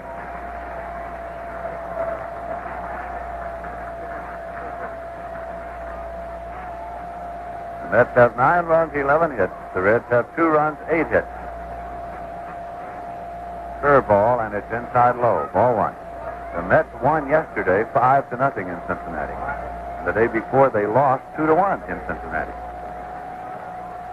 Here's a 1-0 pitch, and it's outside, I beg your pardon. It's 2-0. Fastball just off the corner. Finch lobs the ball back at the Bourbon, who is standing there dejectedly looking at umpire Chris Pellicudis.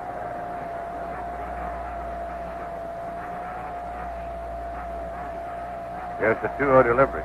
Swung on, and it's popped up down the right field line. Moving over Sasko. He's at the line, now across in foul territory, makes the catch. 2 away. The Mets have used 3 pitches in this championship series, and the Reds have used 12. The hand is for Rusty Staub. He had home runs his first 2 times up to add to the one he had yesterday, giving him 3 in 2 days. Overall, Staub is 2 for 4. Bourbon, a right-hand pitcher, facing left-hand batter Rusty Staub. That pitch is outside. In the top of the 9th, the Reds will be scheduled to send up Ed Armbrister, Dennis Menke, and Darrell Cheney. Here's the 1-0 delivery, and it breaks in there for a called strike. It's 1-1.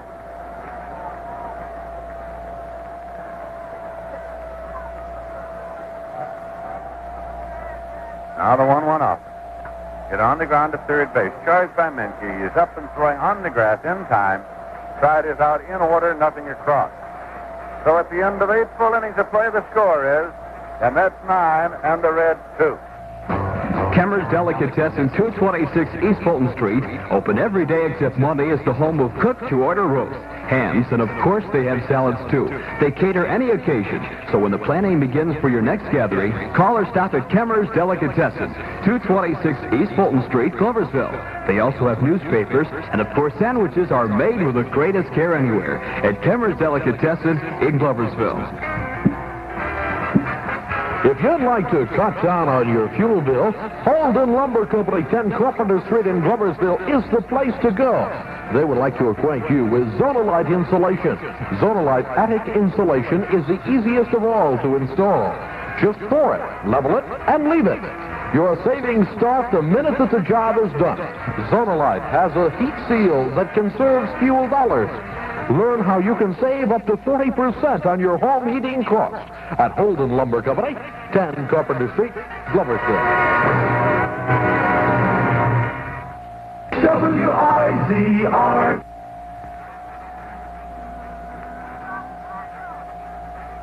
Jerry Kuzman faces the Cincinnati Reds now as they come up in the top of the 9th inning. Ed Armbrister will lead it off. He's 1 for 3. Had a single and twice has struck out. Right-hand batter facing left-hand pitcher Jerry Kuzman, who has been in all the way for the New York Mets. And the pitch is high for a ball.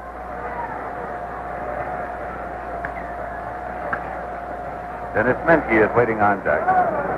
Kuzman's delivery is in there for a called strike. It's 1-1. Kuzman has struck out 8 and walked none here today.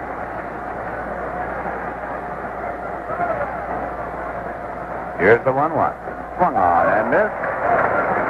Runs it to 1-2.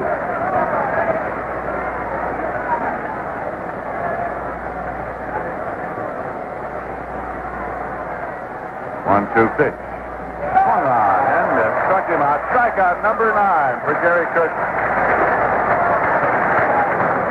Davis struck out 13 day before yesterday. Madlock struck out 9 yesterday. Kuzman has struck out 9 today. One man out and Dennis Menke's up. The 9 strikeouts by Kuzman, 5 ties his season tie. He had 9 against San Diego. That ties Kuzman's season tie in strikeouts. He had 9 against San Diego. Here's the pitch outside for a ball. Start him off with a breaking pitch. It's 1-0.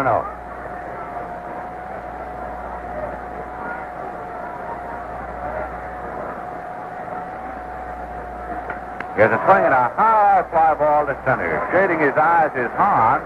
Dancing back, makes the catch. 2 away, and the Cincinnati Reds are down to their last out of the ball game. Bill Gagliano is going to bat for Cheney. Gagliano will bat for Cheney. Gagliano hit .290 during the regular season. 7 runs batted in. He is 0 for 1 in the championship series. Madlock struck him out when he appeared as a pinch hitter yesterday. Driesen is out on deck to bat if the game is kept alive. That's a foul ball backing out of play. It's strike 1. 2 men out, nobody on. The Mets are leading by a score of 9-2. And this game number 3 of the championship series for the National League pennant. Game number 4 will be played right here tomorrow. Here's a swing and a fly ball out into left center field. Hahn is coming on. He makes the catch. The ball game is over. The New York Mets have defeated the Cincinnati Reds. Congratulations all around for Jerry Kuzman as he starts to the dugout. And so it's nothing across from the 9th inning. We'll be back in a moment with a final summary of total State's gigantic fall clearance sale. Why pay rent when you can move in a beautiful double and single wide mobile home that you can call your own? At Countryside Mobile Estate, you'll also find excellent views, 12-foot wide mobile homes. You choose the surroundings that you'd like to live in and then have your mobile home moved there. It's that easy and very inexpensive. Don't pay someone else's mortgage payment when you can own your own dream mobile home from Countryside Mobile Estate. Dales Mills. Call Fritz Showers at 883-5561 or see Countryside Mobile Homes and walk in and start living. It's a fact that real estate values have doubled in the last 20 years. That's why it's important to review your home or other real estate insurance every 2 or 3 years. Now's a good time to stop in and talk to Bill Baxter at the Fields & Baxter Agency Incorporated. Bill has years of experience and can help you bring your insurance coverage up to date. Remember, for home, car, business, or any other insurance you may need, talk to a pro. Bill Baxter at the Fields & Baxter Agency Incorporated, 14 North Market Street, Johnstown, an independent agent who serves you.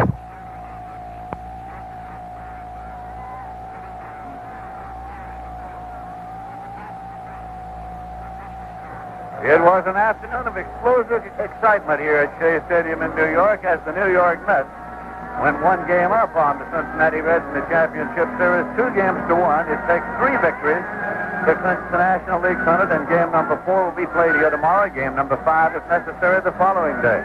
The New York Mets hopped on starter Ross Grimsley in the first inning when Rusty Staub hit a home run. And then in the second inning, the New York Mets came up with 5 runs. 3 of them on a 3-run homer by Rusty Staub. So the Mets had posted themselves to a 6-run lead.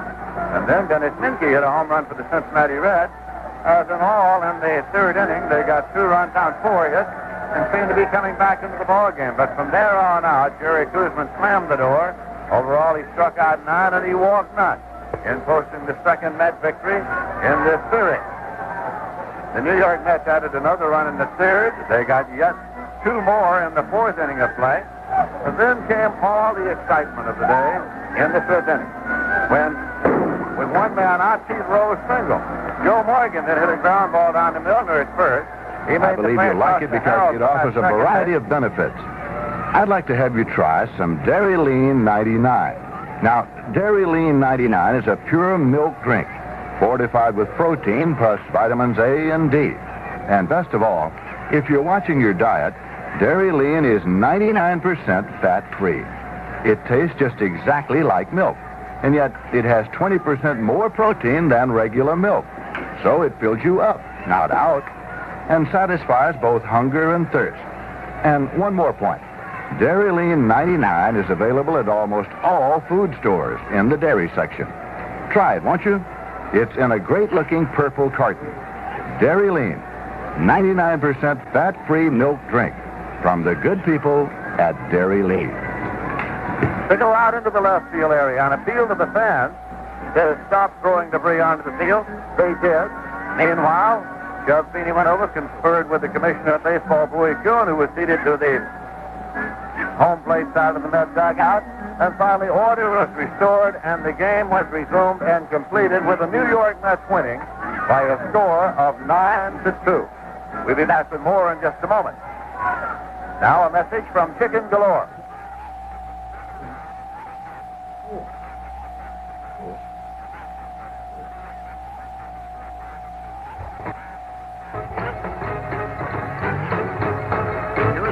Shop at the Rocked and Y corner in Amsterdam is home of delicious donuts and coffee. Stop in and see Bob Curtis anytime. They are open 6 a.m. till 10 p.m. every day, 7 days a week. The Carousel Donut Shop has your favorites, so stop in today at the new Carousel Donut Shop at the Rocked and Y in Amsterdam. The Carousel Donut Shop. They are now serving sandwiches.